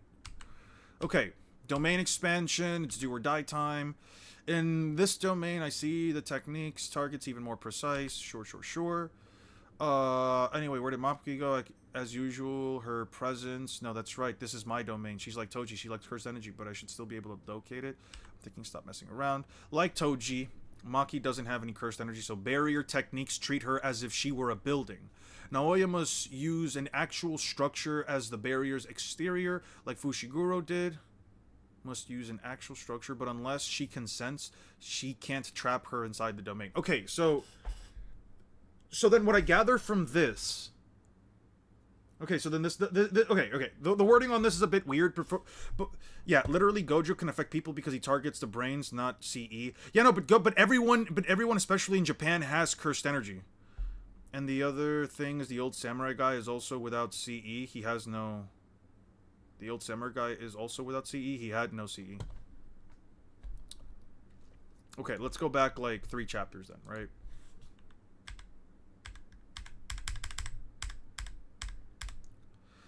Why isn't there a katana? Katana replenish. Okay. Katana. Splash. Scar's arrivals of a new game piece. Daido is the reincarnated sword master, swordsman without peer. He's an outlier among players, able to wield a blade, but not cursed energy. He's able to wield a blade, but not cursed energy. It wasn't cursed energy that overwhelmed the others. It was something that surfaced when he acquired the katana. Right. Demonic. Okay. So it's not that he doesn't have cursed energy, it's that he doesn't wield it. Hold on. Because he's also affected by the domain. Yeah, no. He's also affected by the domain. 0 dime times. Okay. Anything you touch. Domain techniques. She lacks cursed energy. The samurai guy has cursed energy. He just does. Samurai guy does have cursed energy. He just doesn't wield it like everyone else. I think that's the difference. Naoya must use an actual structure as the barrier's exterior, like Fushiguro did in Tokyo Colony Number 1. But unless she consents, he can't trap her inside the domain. So she does lack cursed energy entirely. The samurai guy does have cursed energy. He does not utilize it, though. And in this case, unless it's a domain barrier that uses an outside structure as the barrier's exterior, she can't be caught in it. But then the wording on this at least implies that if you use an outside structure as the domain's exterior barrier, then it doesn't matter whether or not she consents, she can be trapped. So barrier techniques treat her as if she was a building. Okay. In Gojo's case, everyone in Japan has some kind of cursed energy. Soul split Katana can bypass the toughness of many substances that cuts the souls. However, exerting that power requires eyes that can observe. Okay. Anyway, back to this. If we assume Yoriichi can track a curse's body like a normal human, then Mahito will never get a chance to touch him. But also assuming he can't detect Mahito's movements, this makes this a lot more tricky, considering Mahito can do things like making clones or manipulating parts of his body in an unpredictable manner. We have seen Yuji be able to react to a lot of Mahito's attacks, who was barely faster than sound at the time, so Yoriichi won't have a problem reacting or dodging. The main problem is that Yoriichi can't actually kill Mahito, as he has no way to damage his soul. So this pretty much ends in a stalemate. There is no, it doesn't. Domain that could be. No, it doesn't. It doesn't just end in a stalemate. Is 3D2Y canon? It's not. It's technically not. Also, hey, what's good, Lapis? I didn't see you come in. How you doing, man? Okay. It's not a stalemate. Yoriichi is a human. He would eventually run out of gas. Mahito wouldn't. Especially as long as he's not, like, casting or using up domain expansion consistently, it wouldn't matter. Be a win con if Yoriichi's unaware on how domains work, but again, he is definitely fast enough to avoid it. Overall, there is more win cons on Mahito's side because of his technique, but Yoriichi still has the stats to maintain himself, so I can't really give a clear answer on who wins, so I'll let you guys decide in the comments. Just say Mahito wins. Just say Mahito wins. Yoriichi has no endurance, should not have the endurance to be able to last. Like, even if you wanted to argue that, like, for Yoriichi, light speed movement is casual, I don't think it would be. But if you were to say that, like, light speed for Yoriichi is casual, sure. He still has to use up energy from his physical body in order to maintain those speeds consistently. You're gonna watch JJK Season 3 on stream. I could probably watch it on stream when the whole thing is out, after it releases, but I'll probably watch it on Discord stream. I can watch it with everybody on Discord streams. For high tiers. The high tiers have a very vast range of scaling, with the highest being around mountain level or even country level, to the lowest end being around town level. An example being Kashimo. While I do have him in this tier, he doesn't have a genuine win con against Yoriichi. His main gimmick is lightning and speed, which is still incredibly slow compared to Yoriichi's speed. Even if you think Kashimo's EM waves are near light speed, it still doesn't matter. Yoriichi can still track the blood flow and muscle movements of his body, so they could maybe go back and forth, but Kashimo's going to run out of stamina and destroy his own body long before Yoriichi. But I can't say the same for Mahoraga. For this one, I don't see a world where Yoriichi is winning. Once Mahoraga just adapts to Yoriichi's sun breathing, there is practically nothing he can do. Well, no, he wouldn't be reacting to this. He wouldn't be adapting to the sun breathing. He would just be adapting to just being slashed. And if this is a Mahoraga post Megumi fight, he would have already adapted to slashing attacks. Can do is just dodge his attacks and stay alive. Hey, what's Mahoraga good? can adapt to any phenomenon, which also includes speed. So eventually Mahoraga will just adapt to Yoriichi's only win con that I've been using this whole video and just blow him to bits. Yoriichi has no way to one-shot him, and even if I give him the benefit of the doubt of using the Siege just saying world, Mahito targets the soul.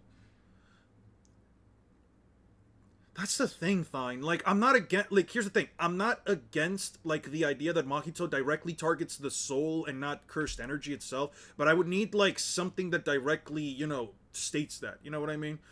Because as far as, at least, like, I've been led to believe, just reading through JJK, you need to have cursed energy for it. You know what I mean? Like, if you have a statement for it, I'm completely changes the scope of, like, JJK versus battles as a whole. Especially if, like, it's only Naoya that targets through CE. Mahoraga can and will adapt to that as well. So this is where I think Yoriichi stops altogether. I could continue discussing more characters like Yorozu or Yuki, which I could argue Yoriichi could win, but I'll just be repeating the same arguments of Yoriichi being faster with precog. I'm sure most of you guys get the point already. Yoriichi is faster than most characters in JJK except for maybe Gojo and Sukuna, and that gives him a major advantage against characters that are much weaker than him. But as for the top tiers of JJK like Yuta, Kenjaku, Gojo, Sukuna, they may be slower, but they are far stronger and have the win cons to easily beat Yoriichi. The only characters I can see him beating in this tier are Kashimo, Yorozu, and Yuki in the best case scenario. But let me know what you guys think. If you like videos like this, don't forget to leave a like. Alright. That wasn't as bad as like the Sakura versus One Piece. I wish they were a bit more comprehensive with their reasoning for some of these guys. I wish they went a bit more detail as for the other characters, but it's fine. It's a fine enough video. Now, I personally... This is going to be the last video I watch, by the way. This is going to be the last video I watch. I do want to talk over some matchups. Excuse me. Do animals have cursed energy? As far as I'm aware, no. As far as I'm aware, not really. I might be missing something, but I don't think so. This is going to be the last video. I do want to talk about some matchups later. I do want to talk about, like, some potential videos that I can make. I am likely going to still stream tomorrow, so any other topics you guys might want to go over, we can always do that tomorrow, but don't worry about that for now.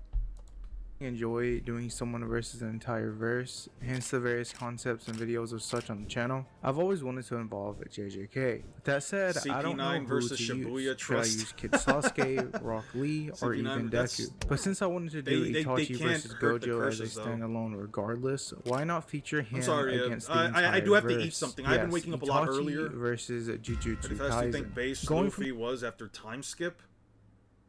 How fast do I think Luffy is? He should have surpassed every version of himself prior, including second gear and third gear, considering that he can one-shot a pacifista with second gear and armament hockey. He can one-shot a pacifista, whereas third gear, which was his most powerful attacks, couldn't do that before. Luffy should also be faster than his second gear self from pre-time skip, so in second gear on a massive low ball should be 10 times faster than the speed of light. So base Luffy should at the very least be 10 times faster than the speed of light.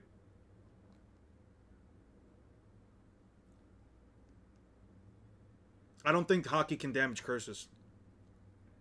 From the low tiers all the way to the pinnacle of the verse. So if you enjoy videos like this, be sure to leave a like and subscribe. Without further ado, let's get into how far Itachi would make it into the JJK verse. Thank you to Tokyo Treat for sponsoring. Oh, we got a sponsor? Tokyo Holy Treat shit. is a fun each special. Dude, how the fuck do someone get a sponsor? I want a sponsor.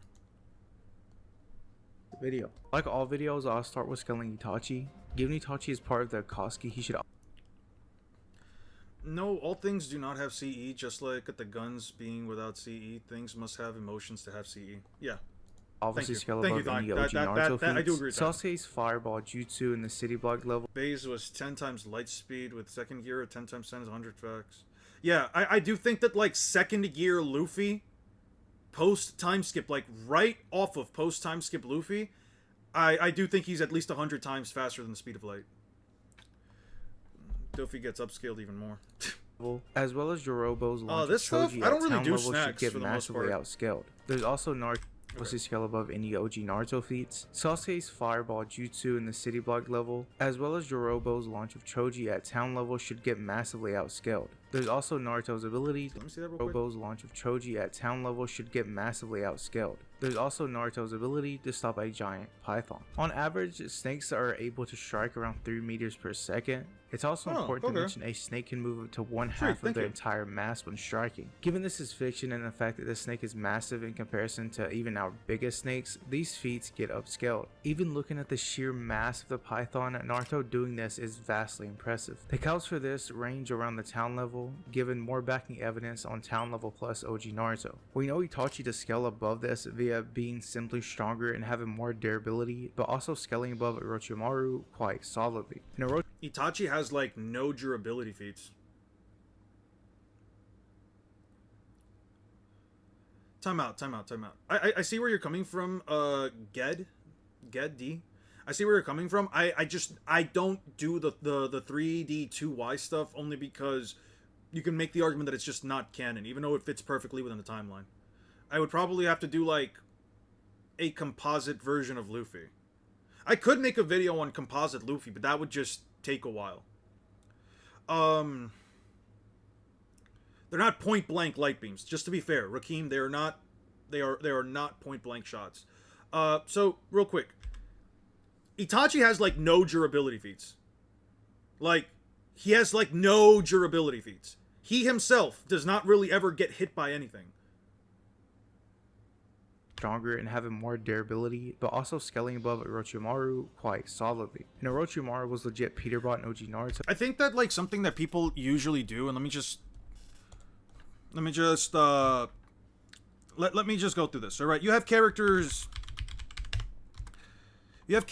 A, B, C, right? A, B, and C, right? And I'm gonna be honest with you, I did do this in my recent video. Only because the Vice Admirals have like next to no scaling. You don't have to agree with any of that scaling. I do say in my latest video, a lot of this scaling is based entirely on how you choose to interpret any of the feats or how you choose to do scaling. Something that people like doing is this thing called chain scaling, right? Chain scaling, where you essentially use one character's feats to upscale another, even if they haven't directly interacted. I like to use this thing called bridge scaling, which is, why the fuck did it double? Wow. I like to do this thing called bridge scaling, which is similar to chain scaling, but you use direct comparisons. For example,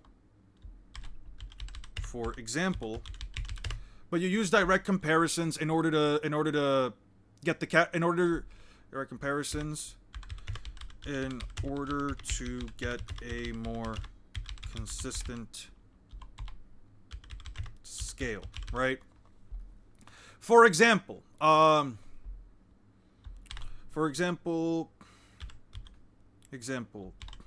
A is stronger. Actually, characters A, B, C, and D. Let me fix this real quick. C and D, right?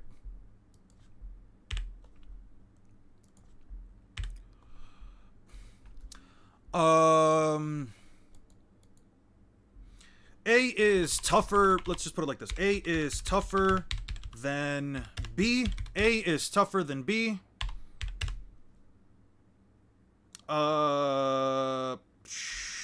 What's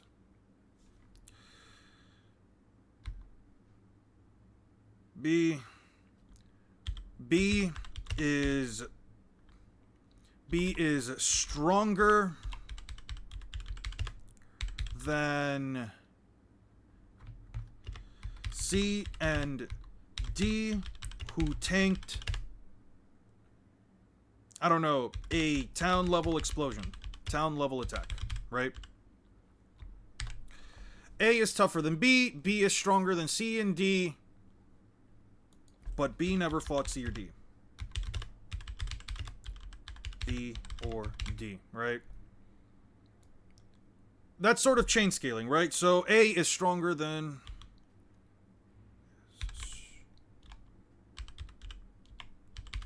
B is stronger than D, but B never fought C or D. So A is stronger than C and D, right? This is sort of chain scaling, right? A is stronger than B. Let me actually change the color of it a little bit too. Okay. A is stronger than B. B is stronger than C and D, who tanked a town level attack, but B never fought C or D. So A is stronger than C and D, right? That is chain scaling. With bridge scaling, I'll show you this example. A beats B. A beats B. B fought C and later D in a close fight. So A can beat C and D, right? The difference between bridge scaling and the difference between like bridge scaling and chain scaling, at least maybe I need to like give a better example. But the point I'm trying to make here is that like I'll show you guys with an example as well. Let me pull off some stuff. Alabasta. Pell. And then, I got a perfect example. Dressrosa. Okay. And do I have some specific stuff from Whole Cake Island? Nah, I'll just use this as an example. Okay, I'll just use this as an example, right? So the exception is C and D have abilities that counter A and B, right? Okay, so we're gonna base this we're gonna make this extremely simplified, right? There are a lot of ways that you can change this up, but the point I'm trying to get to is that, for example, with chain scaling, A is stronger than B is stronger than C and D, who tanked a city level attack, but B never fought C or D, so A is stronger than C or D. That's usually like the line of scaling. Because this character, for example, because a character like Pell was able to survive a city-wide nuke and Luffy is stronger than Pell, that would mean that Luffy would also survive a city-wide nuke. There is no kind of comparison here, so you're just kind of like saying, this happened with this, and A just so happens to be stronger than C and D, and Luffy just so happens to be stronger than Pell, so Luffy would also be able to tank it, right? That would be an example of like chain scaling, right? I do some chain scaling in the Naruto and B versus Buster Call video, mostly because with the Vice Admirals, there's kind of almost next to nothing that you can really use for them. Specifically with like durability or speed. It's fine though. It's more of an entertainment video rather than like an actual scaling video, so it's all fine. Now, with this, for example, with Naruto versus Doflamingo tries to hit. Oh, I don't have the pages for it. Fuck. I'll just give you an example. Luffy fights Doflamingo. Doflamingo tries to harm Luffy, but he can't do it, right? So then who would win in a fight between Katakuri and Doflamingo? Well, you have, not only besides the clear stipulations, Luffy in this case is the bridge character. Luffy in this case has fought both characters, so you can get a direct line of scaling because Luffy has fought both characters. The difference here is that you're using, but you use direct comparisons in order to get a more consistent scale by using a character as a bridge, using a common character as a bridge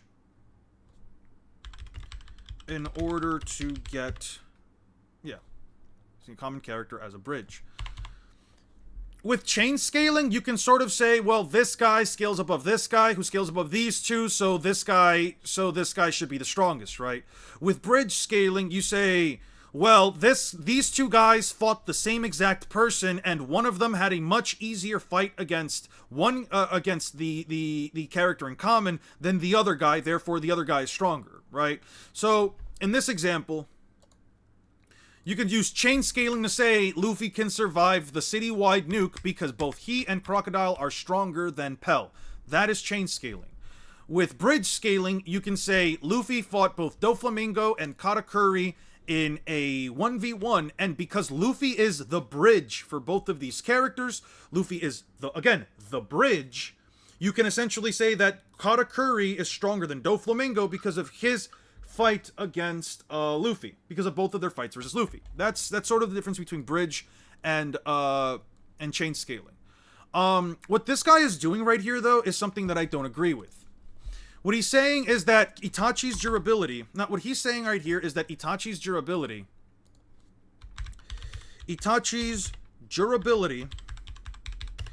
should be greater than Kid, Naruto, Orochimaru,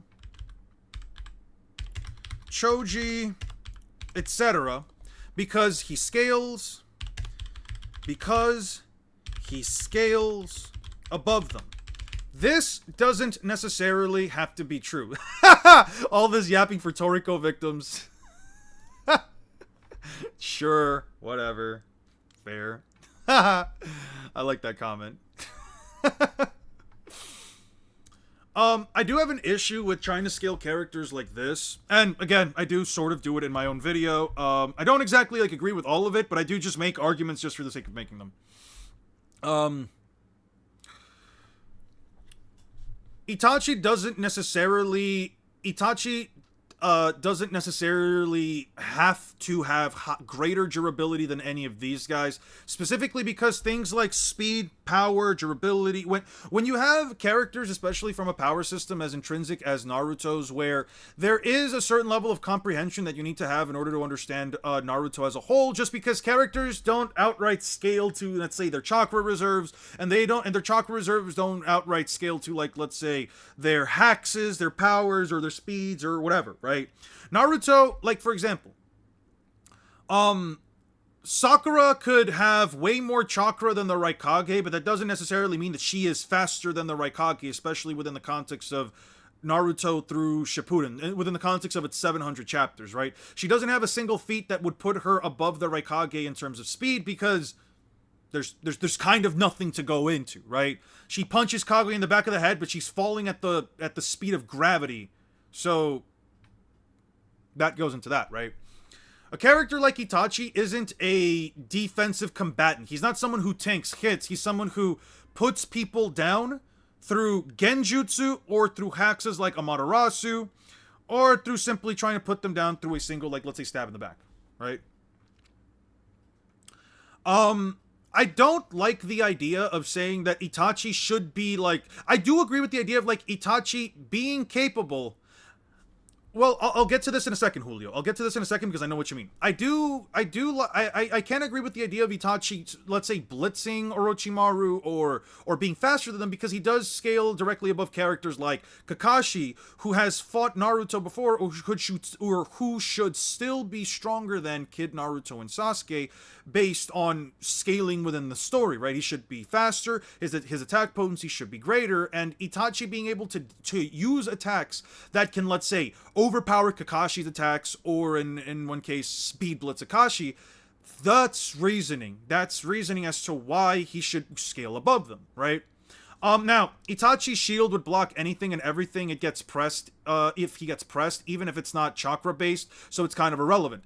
While I do agree that the Yata Mirror is an extremely potent and efficient way of essentially not only fighting back, but blocking out powerful attacks, well, I do agree with this. What I don't agree with is the reason why it is kind of relevant is because Itachi taking a hit to the chest, and Itachi having an attack be blocked are two different things, right? If Itachi can't see an attack coming, the shield is meaningless. He has to rely on his own durability, but as I mentioned, Itachi doesn't really have any durability feats. Only tanks with a Susanoo and still gets injured through it. 100%. I agree, One Piece being the weakest verse of the big three, but the fastest verse in the big three. I don't know about it being the weakest yet, just because once there is anything in One Piece that can help me make an argument against immortality, it's Naruto's officially the weakest verse. Kaguya essentially doesn't beat anybody.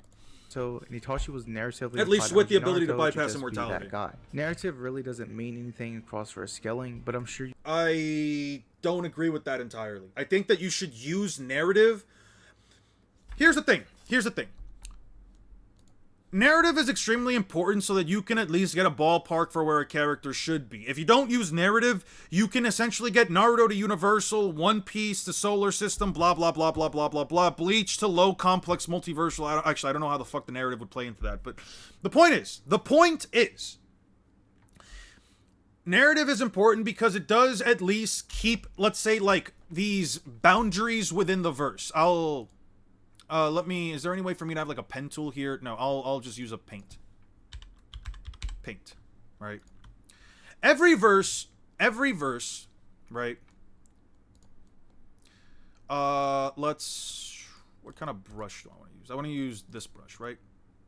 Every verse has essentially this line, right? This line is the spectrum of power that any verse may have, right?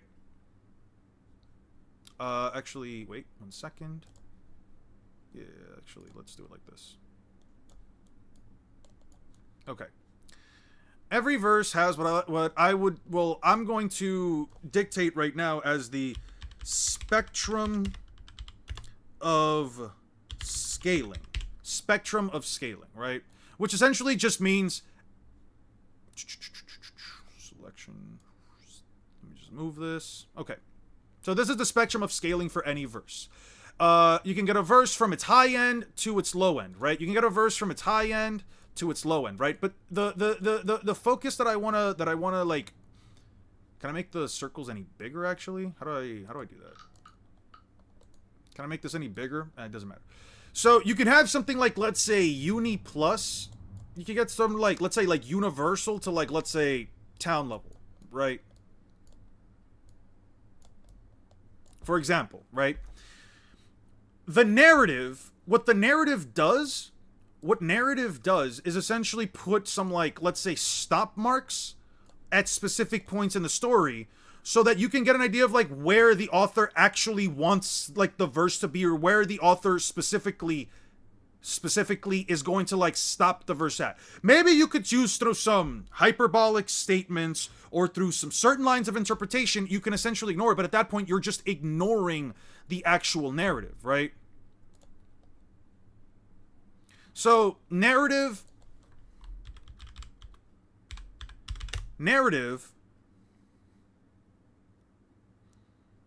essentially sets limits for the scaling, right? You can't say it's too low, but you also can't say it's too high, is what I'm trying to get at. Is there any way I can move this? Alright, I'll just put it here. Narrative sets limits for the scaling. Since narrative is essentially the author's intent, you have to essentially say, well, okay, maybe I could say that like through calcs, through XYZ, through I don't know, hyperbolic terms, I can say that like KCM to Naruto is planetary and Madara should be solar system level, but you have to ask yourself at that point, does that follow the narrative? Does the narrative say these characters are solar system level? Not necessarily. Not necessarily. But anyway, let me not save that. Let's keep going. You get the point that Itachi is above Orochimaru, who is the main villain of OG Naruto, who is above these town level feats. Moving up. Freedom in One Piece is tied to strength in such a way that they can't be meaningfully separated. It depends on how you use it. It depends on what you mean by it.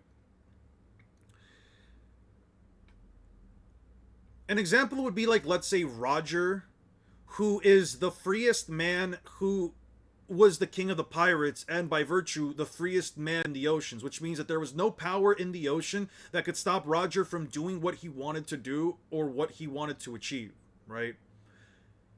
Strength in One Piece, in a sense, can be dictated by a character's freedom, because they are free to do whatever it is that they have. You know what can be separated? Belmare and Nami. Jesus Christ! Alright, yo, can I time you out for that? I'm gonna put you on a 1 minute timeout for that shit. That was crazy. That was actually fucking insane. You know what?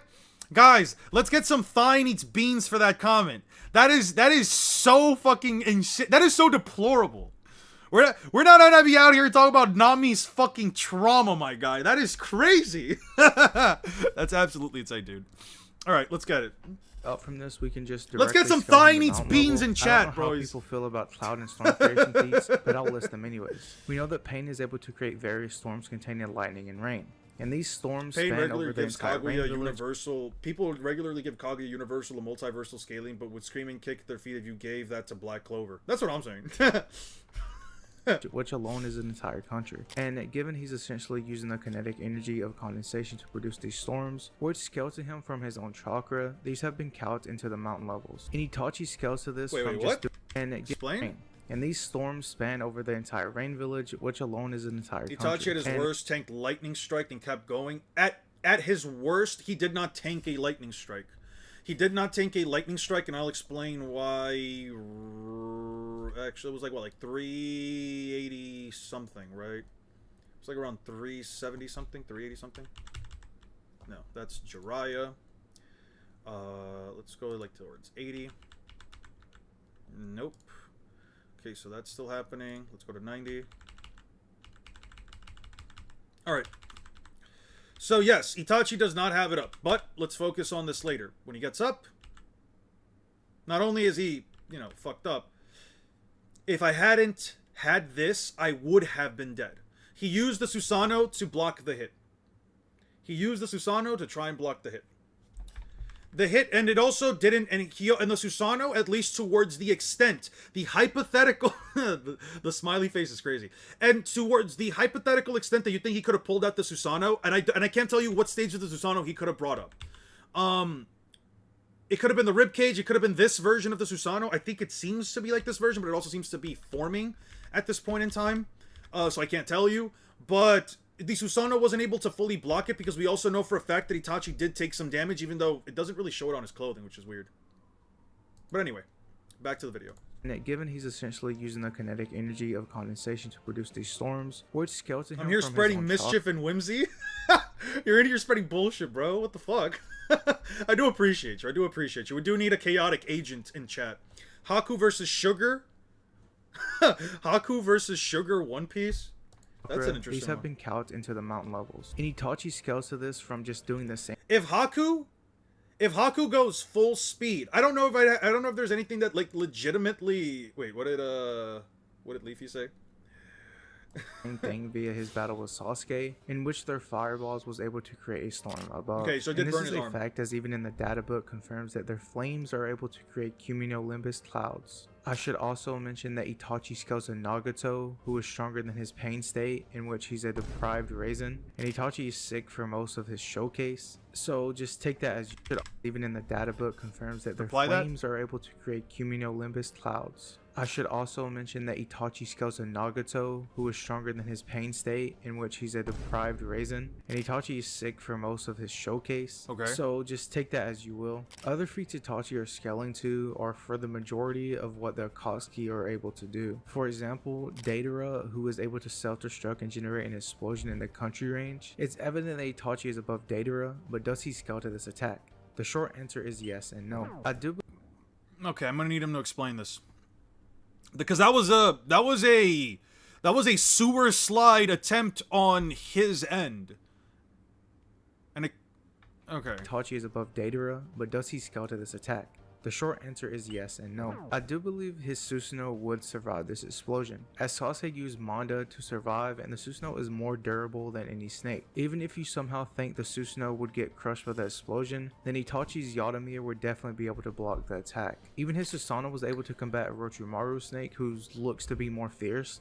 I'm not entirely sure whether Manda is weaker than that snake, but it's not relevant as Manda is weaker than Itachi's Susanoo. This is further backed up as Sasuke had to use Kirin, his strongest jutsu at the time, in which Itachi still survived. And I think it's pretty obvious that Sasuke's Kirin would just obliterate Manda. I'm not saying that Manda tanked the attack as he did have to die. How frightened would everyone be if Sukuna in the Naruto verse instead of Madara, since he has no motive, he just kills for fun?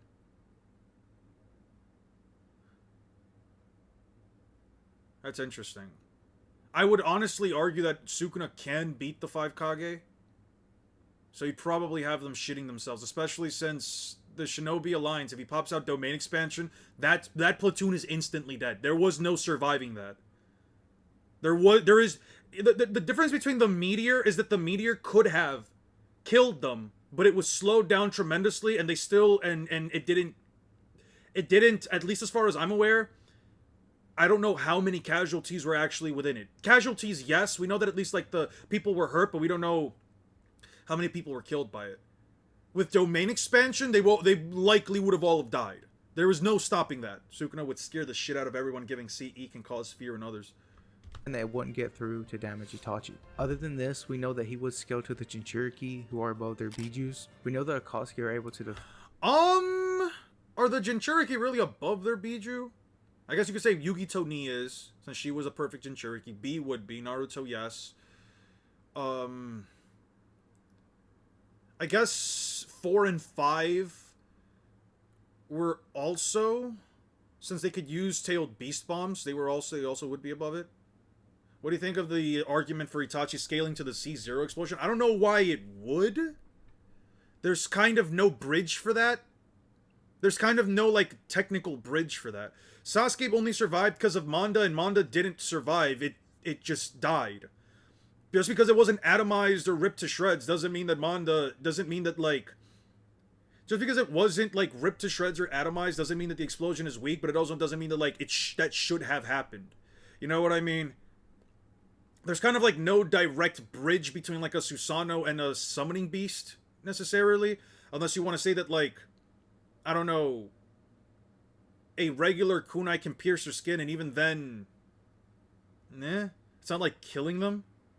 Like, Itachi scaling above the C0 is kind of what I'm talking about, where I say that, like, what exactly does Itachi have that scales above C0, right? Like, it's an explosion that is essentially killing both Deidara and whoever he's going to be fighting with, right? Meanwhile, can Itachi kill them with a fireball? With a Matarasu? I mean, maybe with a Matarasu if, like... But, like, Mondo was pierced by Gamabunta's sword. Yeah, Gamabunta was pierced by Gamabunta's sword, but again, they're two different kinds of attacks. One is a piercing attack, the other is an explosion. One is a piercing attack with a blade that is going through his mouth, the other one is just a massive fucking explosion. Does that mean that the explosion, like, I believe that if his head was pierced with a blade, through his brain, he would have died. But, like, does that mean that the blade was stronger than the explosion? Does that mean that you know what I mean? The thing about power scaling is that people want to have a definitive answer for things. And maybe my philosophy when it comes to power scaling, not my metrics, but my philosophy is that it's not always meant... This is actually something that I really wanted to talk about earlier. I don't know why I didn't, but... The thing that a lot of people want, and this is more of a matter of your philosophy when it comes to power scaling. Philosophy and power scaling.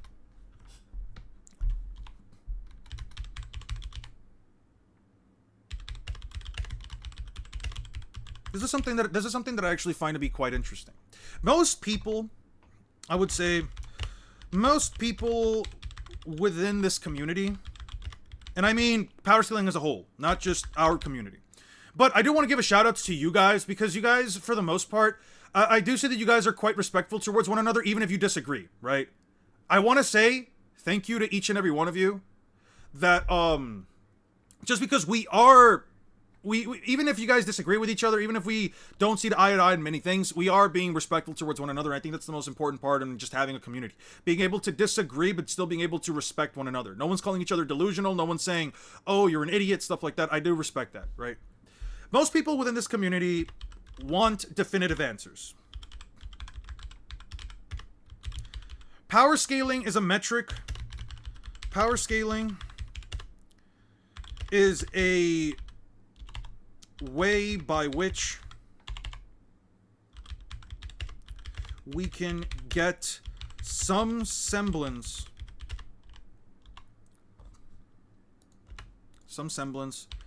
of an answer,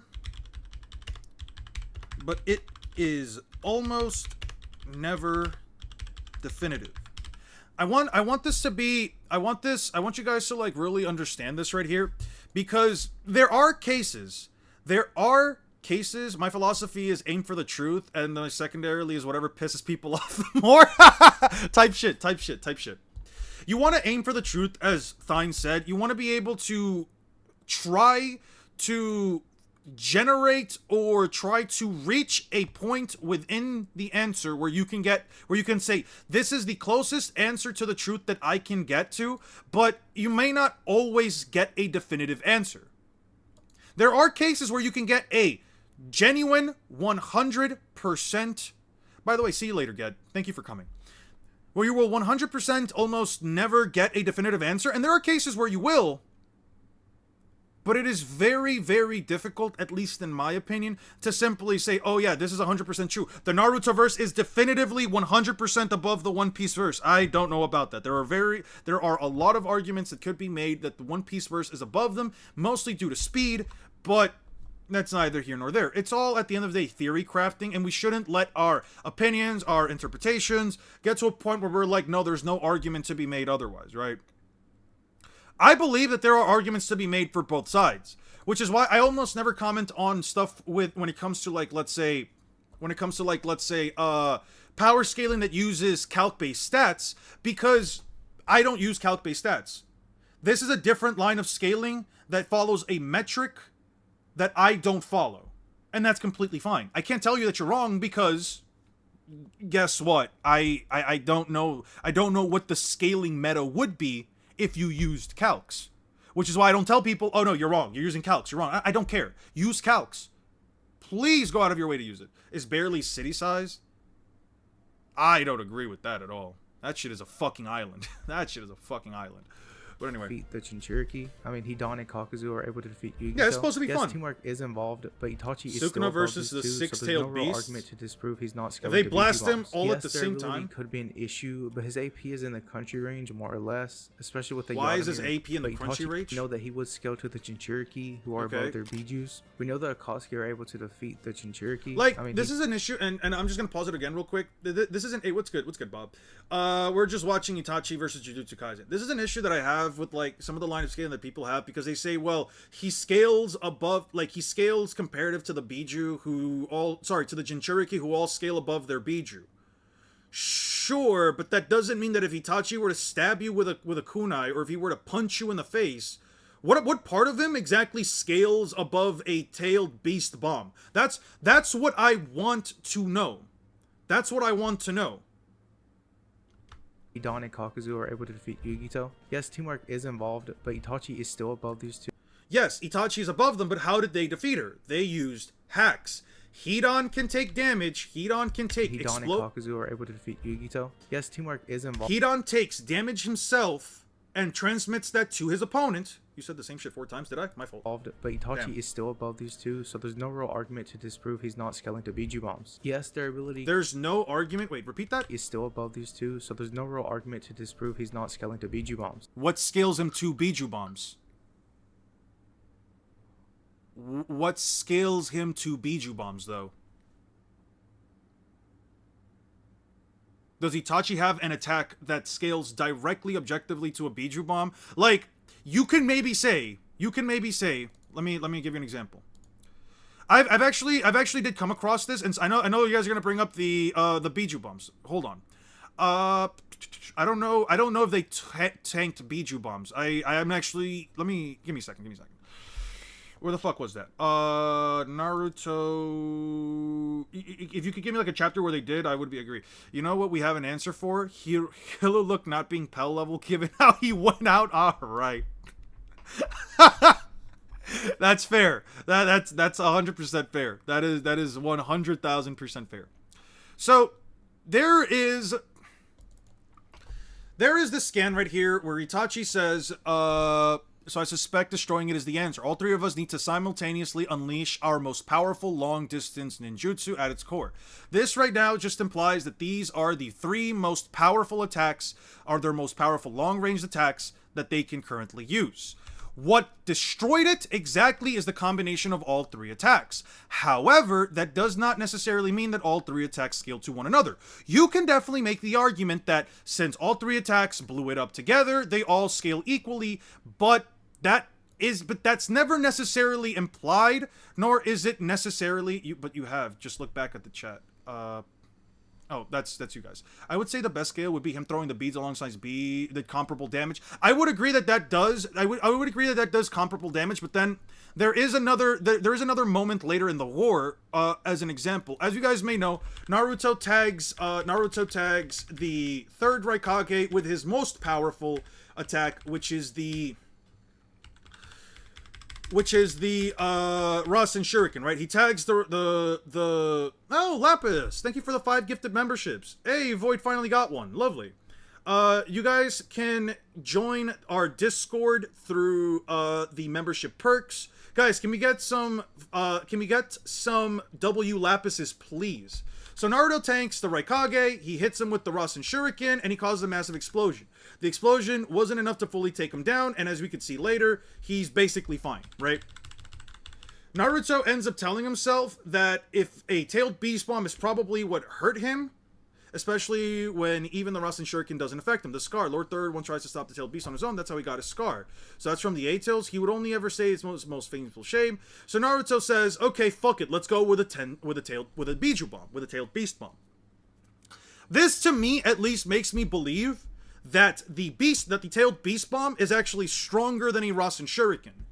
If the tailed beast bomb is stronger than the Rasen Shuriken, I would probably then say that this attack is probably stronger than this one. That's all I'm trying to say. None of it is definitive. If you believe that all 3 attacks are equally as powerful, that is completely fine.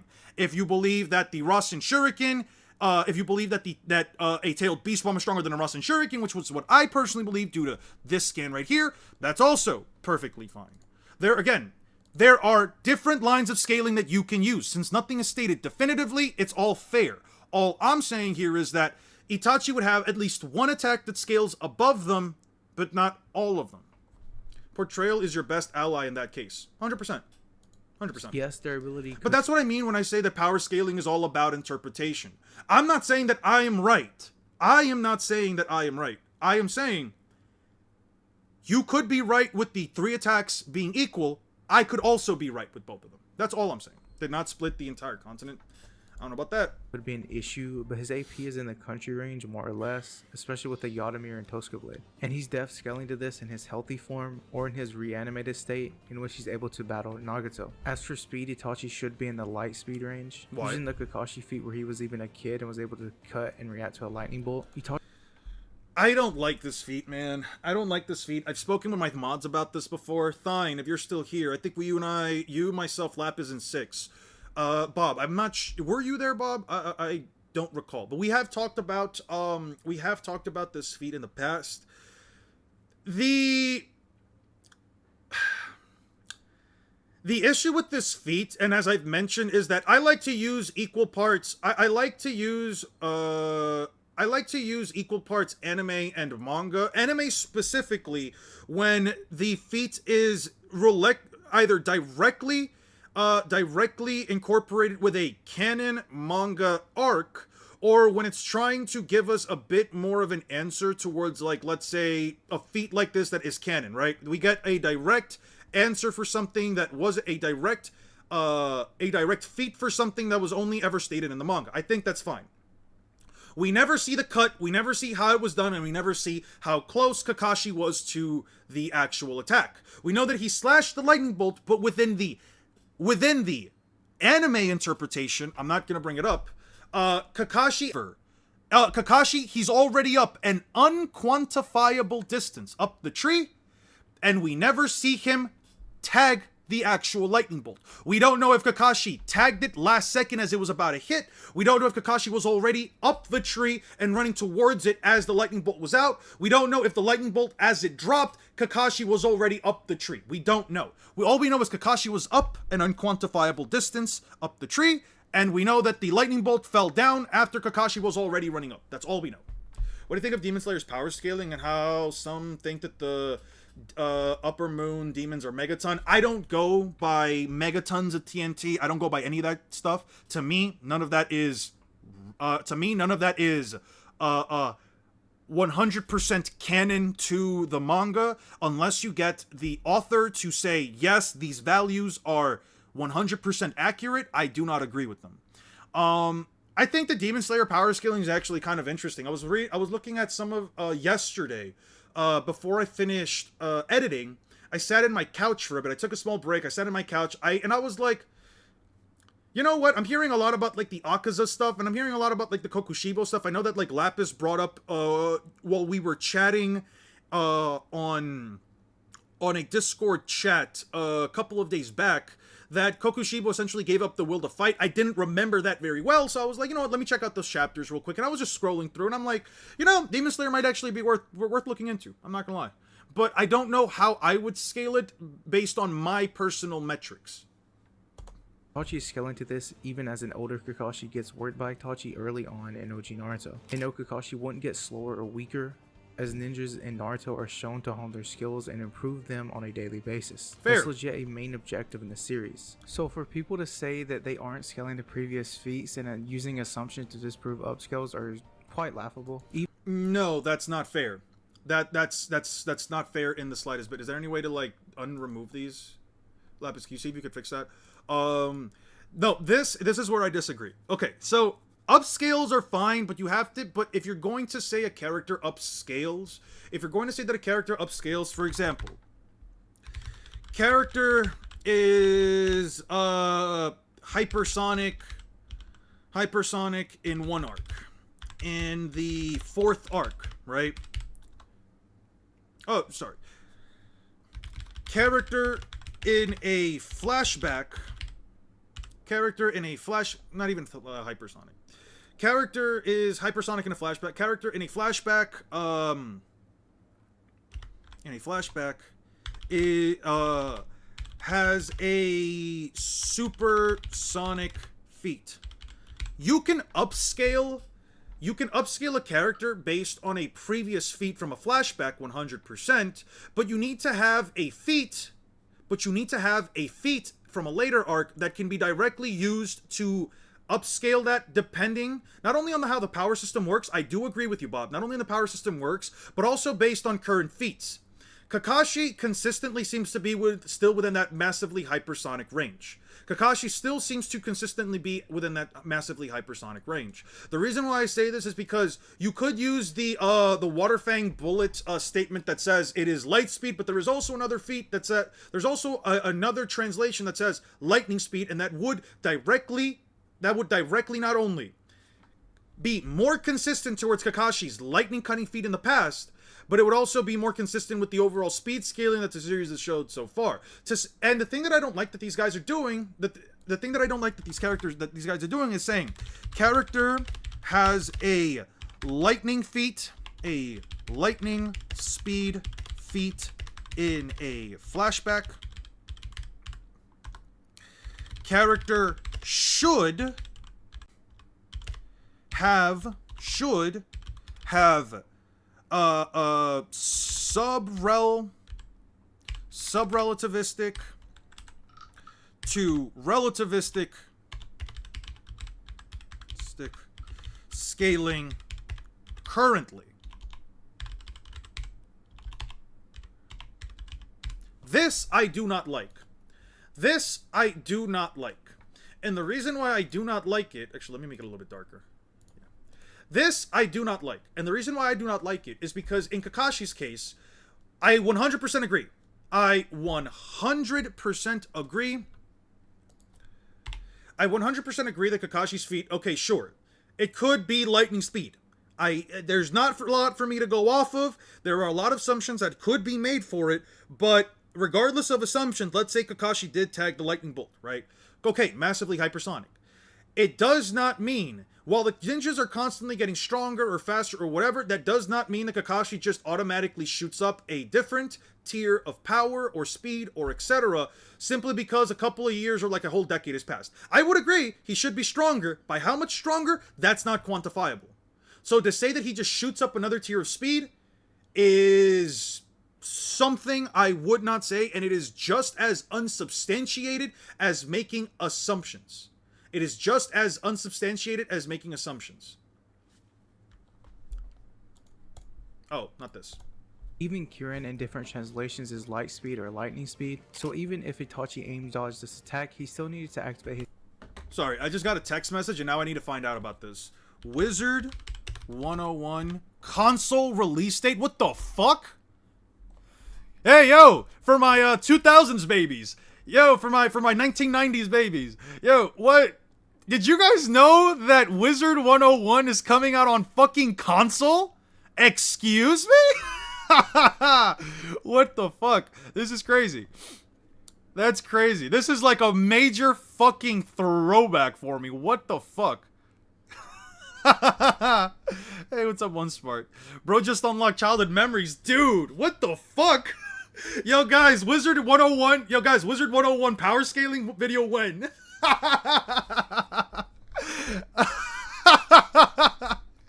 Wizard 101 versus Black Clover scaling when? Lovely, lovely. Let's go. Let's go. All right.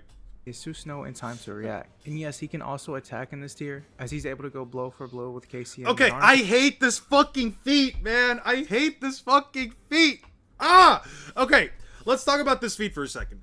Okay, let's just agree and say that Naruto dodging A was a light speed feat, right?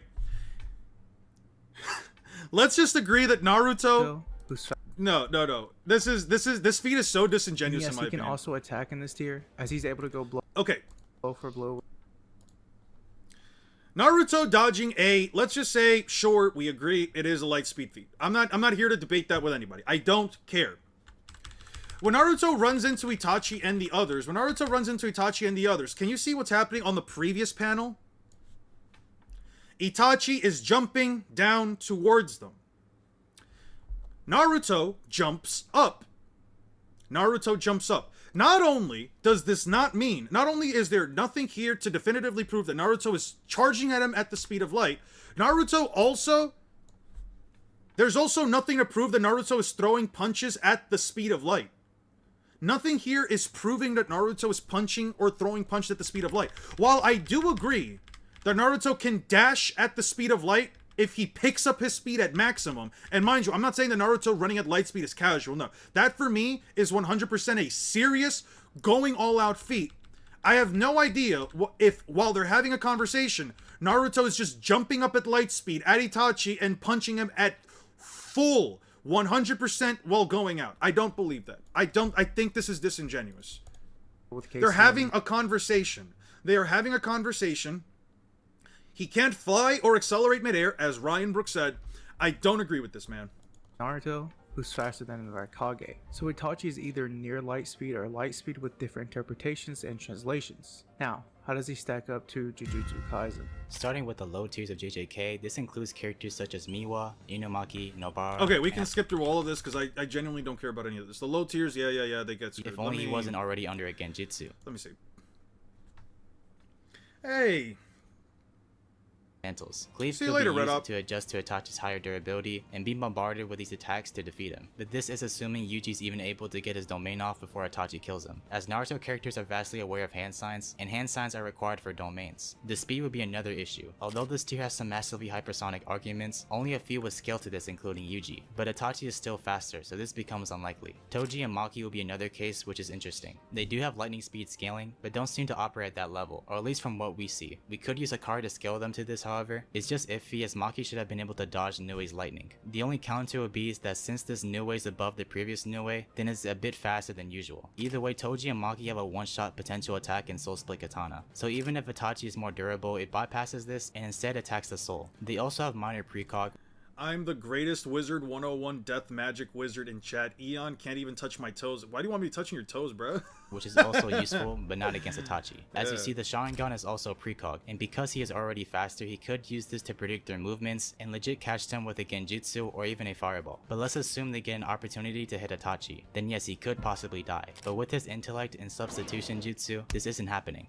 And the katana wouldn't be able to bypass Susanoo, as the katana would need to come into direct contact with Itachi. Top 3 or top 5 best animated fights in my opinion. Best animated? Wizard 101 stream when? Shit, I gotta buy the game first. And I'm looking at Digimon Story Time Strangers first. I'm not gonna lie. Like, I do have a little bit left over and I shouldn't have any bills that... But I also didn't make enough last month, or at least, yeah, this past month, to, like, really buy another video game. Because I already bought Sonic Racing Cross World. I don't have, like, the money to buy it. Just skip Bleach and go straight to Fairy Tail. Promise you won't be I've already seen Fairy Tail, dude. It's so indoctrinated with the power of friendship, it's not even funny.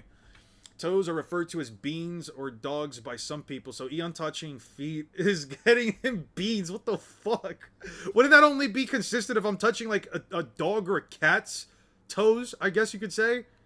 The fuck? You were really trying to get me to fucking make contact with beans. Fuck no. And go into the manga trust. I did read the manga. I just didn't read the 100-year quest.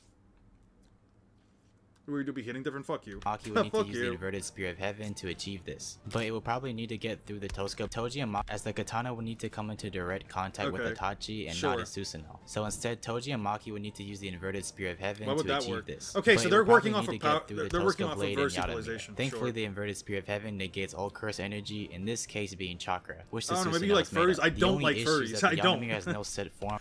I don't. That's a wild assumption to make. That's crazy. Or properties, and can alter its own attributes, meaning the Yaramir would just negate this or just repel the attack back at them. It could be assumed to work, but I don't see it being realistic. As for the rest of this group, including Nanami, Mei, and Choso, they stand no chance. Nanami really only has Black Flash. His overtime ability is useful. I know the sins of your Digimon runs. What are the sins of my Digimon runs? The fact that I didn't beat the super boss in Hacker's Memories? What the fuck? to counter Itachi. Mei Mei has Black Bird control, which funny enough could control Itachi's crows, which wouldn't matter as she will His crows are fucking genjutsu. What are we talking about? Alright, whatever. still end up being controlled by Itachi. Choso's fastest ability is the speed of sound, which is still way too slow for Itachi. He does get amped and can use RCT along with blood armor to really become tanky like Yuji, but Itachi's AP is still too much to counter without hacks. Toto's Boogie Woogie could be funny to mention, like Leave the multi-billion-dollar company Nintendo alone. You'll make Miyamoto hurt his feelings. Listen, as far as I'm concerned, Miyamoto and everybody who's currently working at Nintendo and everybody who's worked for it, I am sick and fucking tired of Nintendo, dude. But that's not the stream for that. This isn't the stream for that. I don't know, man. I'm just tired of them.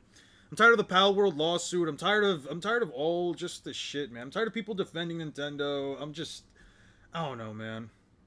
It's exhausting. It's just like, I don't care. I don't care if other companies have also done bad things. Nintendo is doing things that actively are affecting their like their user base consistently, and their user base just isn't getting anything that's worth the money that they're asking for. An amiibo is not worth $50. An amiibo is not worth the same price as Claire Obscura Expedition 33. I'm sorry. And I still have to get the game, but that's probably going to be after I get the next paycheck. I need to get Pal World, actually. Me too. I would like to get Pal World, but there are too many games for me to get, there are way too many games for me to, get through first before I, really sink my time into anything. like maybe he's able to avoid an attack from Itachi. I let a wasp if Itachi kill an was like ant. a 5-year-old, but Nintendo even then, owns the that's rights not to doing anything animals to on save animal them. violence. Hakari, That's on crazy. the other hand, has a decent argument. He was showed to dodge an attack from Kashimo, a massively hypersonic, guess. so we know he's not going to be as slow as some of the other people Itachi has fought. The main thing here will be his domain expansion. When Deltarune Hakari is activates based? his I domain, believe it it. functions as a That's slot crazy. machine. That's crazy. You don't like the music I use, Lapis? I mean, that's fair. Probably change it up.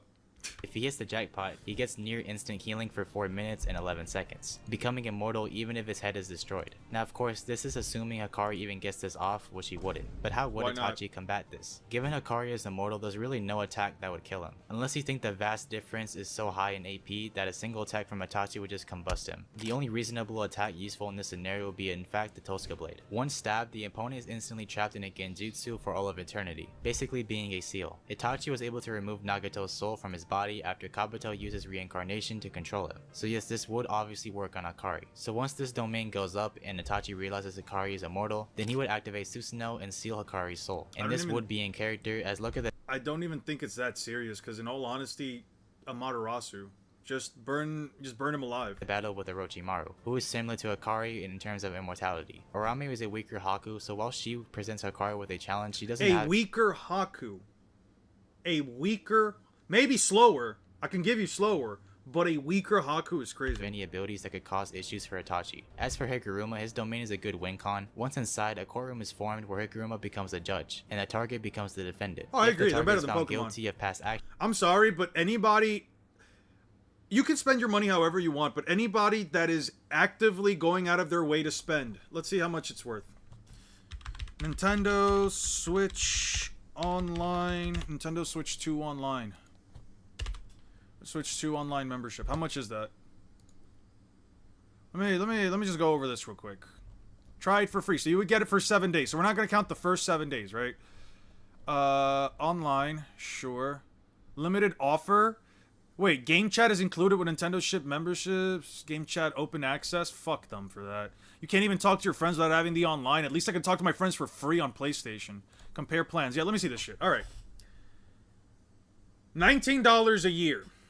So that's 20 bucks. That is 20 Daru. That's 20 bands. Not bands, actually. That's 20 Smackaroos. Plus Pokemon Mega Dimensions DLC price.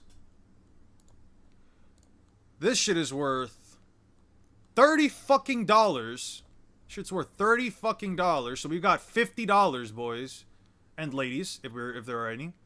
And then we've got the $70 price tag. So 50 plus 70 is $120. If you want the full Nintendo Pokemon Z-A experience with no content being held back, you have to spend $120. on a fucking Pokemon game. I remember when I used to play Pokemon... I remember I used to play Pokemon Platinum on my Nintendo DS, and I would get hundreds of hours worth of content just fucking around, rebattling the Elite Four or the other trainers, or getting the money to get the golden Magikarp and the Chateau. I remember spending like at least over 100 hours in one of those games, and I got it for $40, dude. Donkey Kong Bonanza is worth the 70. I would argue that it's worth the 70. The DLC was not worth an extra $20, especially when the expansion, when the DK Island Bonanza, especially when the island that comes with it is basically just a hub world that you can fuck around and fight in, and just fuck around and play in, and something like this was free. Something like this was free in Odyssey as endgame content. You guys remember in Odyssey when you can run around Peach's castle and fuck around for a bit and get some extra moons for free? I remember. Pepperidge Farms remembers. This is crazy. This is actually crazy. This should have been endgame content, if not a free update. $20 for this is not worth it. This right here, Emerald Rush, should have been $10. Yeah. But it's not that time anymore, man. Actions, Higuruma's judgment activates, and one of two things happen. Either the target's curse technique is nullified, or in rare cases like with Yuji, it can instantly summon the Executioner's Sword, which kills anyone with one shot. It's also important to mention that once activated, you cannot fight your way out of the trial, meaning if Itachi is caught, then he has to go through the trial. Itachi of course will be found guilty, and let's say his chakra is nullified. Now this effect would last persistently, or Itachi will be without chakra until Higuruma is dealt with. This works in his favor vastly, but Itachi is still faster and stronger, and is from a world of ninjas. No, he wouldn't be. You take away chakra from Itachi, he should not have the physical capacity, at least without any chakra whatsoever, to be able to do anything. I don't agree with that at all. He wouldn't have the chakra to have the Sharingan active, so that means no kinetic vision upgrades. He shouldn't have chakra in order to increase his durability, his strength, his speed. He should not have any of that. Itachi essentially would be fighting at, I don't know, peak human levels at best. I disagree with that wholeheartedly. Actually, I might make a video on this. My Marvel Rivals stream when you guys were so mean to me the last time. You guys would be so mean to me last time I did it. Granted, I was doing it on my PC, and I don't know how to like play with PC. So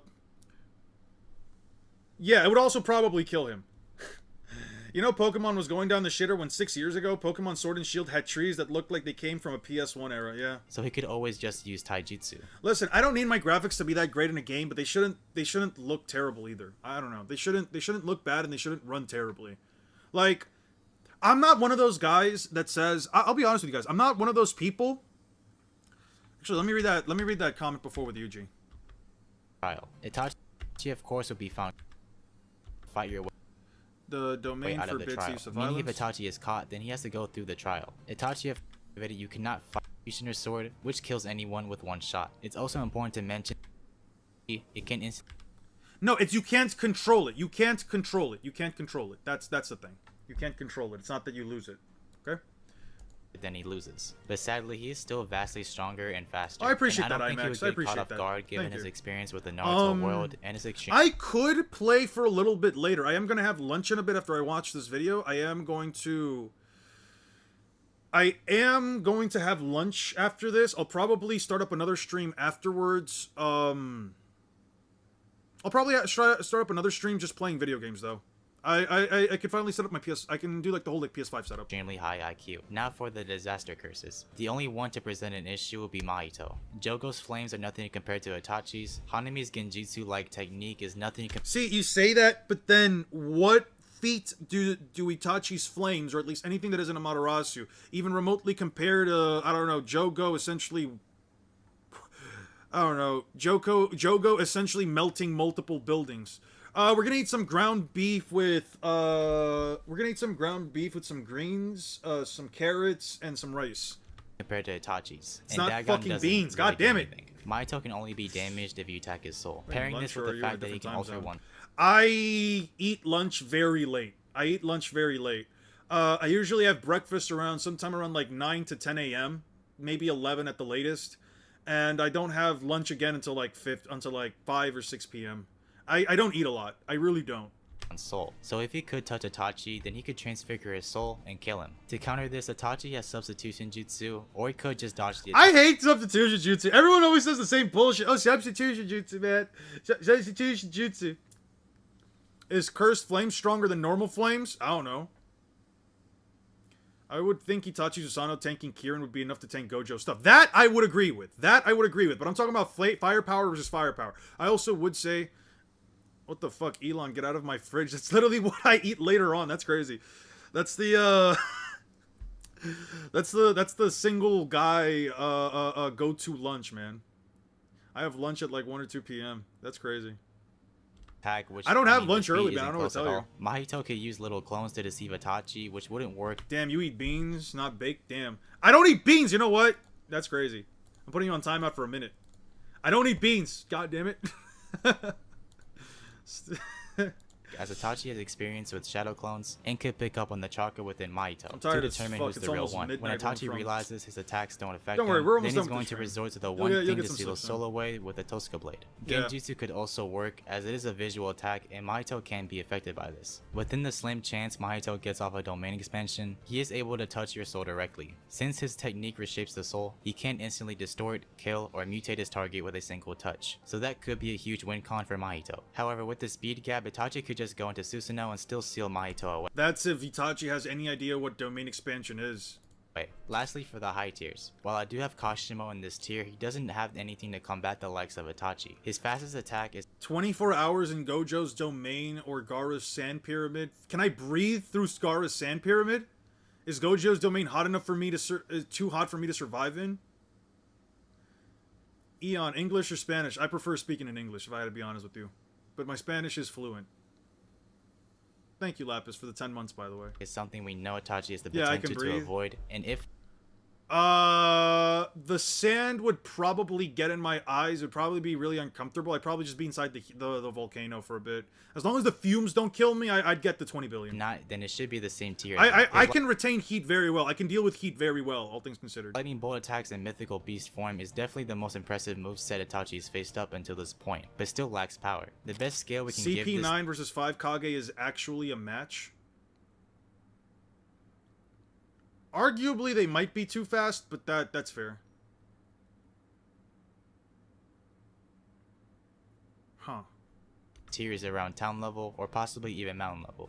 With Gojo, Sukuna, and Yuki having some higher arguments, which we will discuss later. In the end, Kashimo could zap Itachi, but he has dealt with Kirin before, so Kashimo stands no chance. As for Mahoraga, he does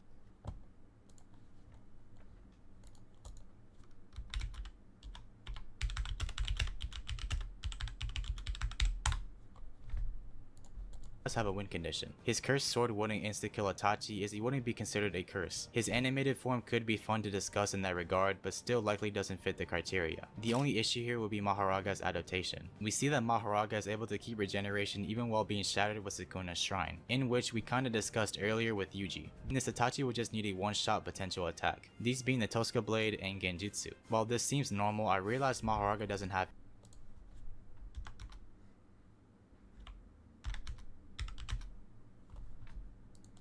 any visible eyes. So how would Genjutsu work? Well, it wouldn't. Visual Genjutsu wouldn't, at least, as there is sound Genjutsu that Itachi could use. We don't see him use this directly, but he is a Genjutsu master, so something as simple as that should be in his catalog. But let's just say he doesn't have access to this. He still has the Tosca Blade to seal Mahoraga. While it is possible that he could adapt to it, it's more likely than not that Itachi just blitzes and kills him regardless. Now, Yoruzu is interesting considering her mystery of power. We do know that she has one of the most powerful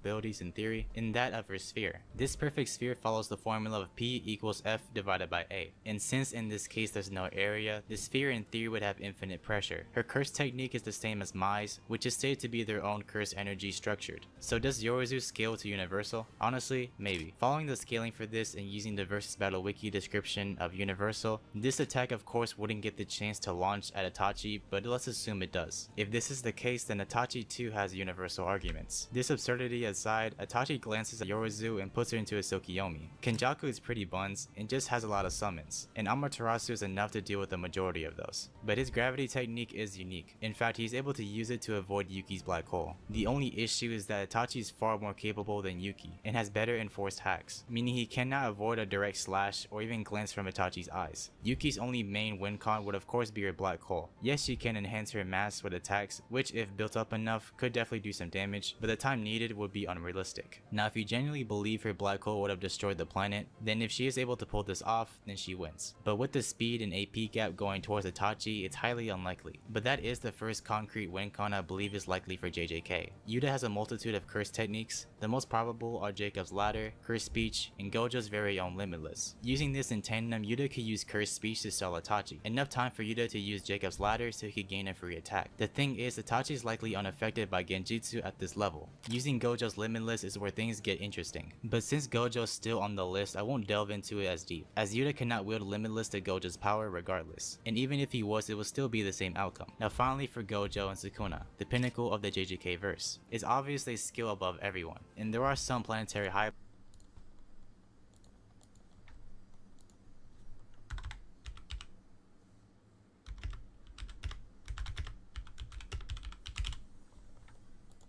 boss, or even country level statements. So if we scale them to planetary, then they just win with sheer AP. And with country level range, they would be in Itachi's tier, but nothing to resist Itachi's speed and abilities. But they do have some solid win conditions. Starting with Gojo's Limitless, his technique involves infinitely dividing the space between him and the said attack. So Itachi couldn't just slash Gojo for instance, but he could put Gojo within the Tsukiyomi or use basic Genjutsu. And this would work on Gojo as we've seen him get tricked by this from Hanami, who was nowhere near Itachi. Even if you could argue that the 6 eyes could read his attack, it's kinda pointless once you realize all it takes is a single glance. And even then, Itachi has Sound Genjutsu, which would also work. Gojo's domain would be another case to be made. Once performed, flooding the opponent with infinite knowledge, Itachi could simply precog this or use substitution jutsu to avoid this. If he was somehow to get caught, then he could still negate this effect. After a shadow clone is dismissed, the knowledge gathered is then transferred back into the original brain. So if we were to have infinite chakra similar to Nasashi Uzumaki, then the case is made that Itachi can process an infinite amount of knowledge. Itachi doesn't have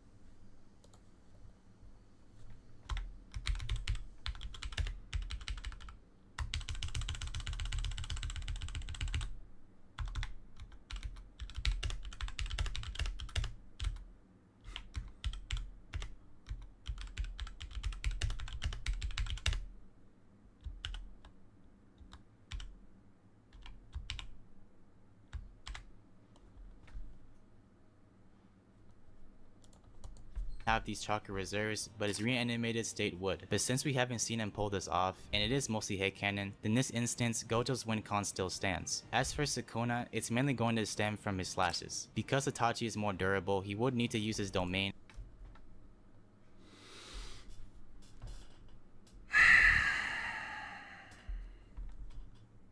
Because Itachi is more durable, Sukuna would need his domain to shower Itachi with cleaves and dismantles. Other than that, in the case Itachi's in Susanoo, then Sukuna could probably use the World Cutting Slash to target Itachi himself. We saw this work on Gojo's Infinity, so there's no reason it wouldn't work here. Flame Arrow is nothing compared to Itachi's Fire Style, and even if it gets out, Itachi could burn the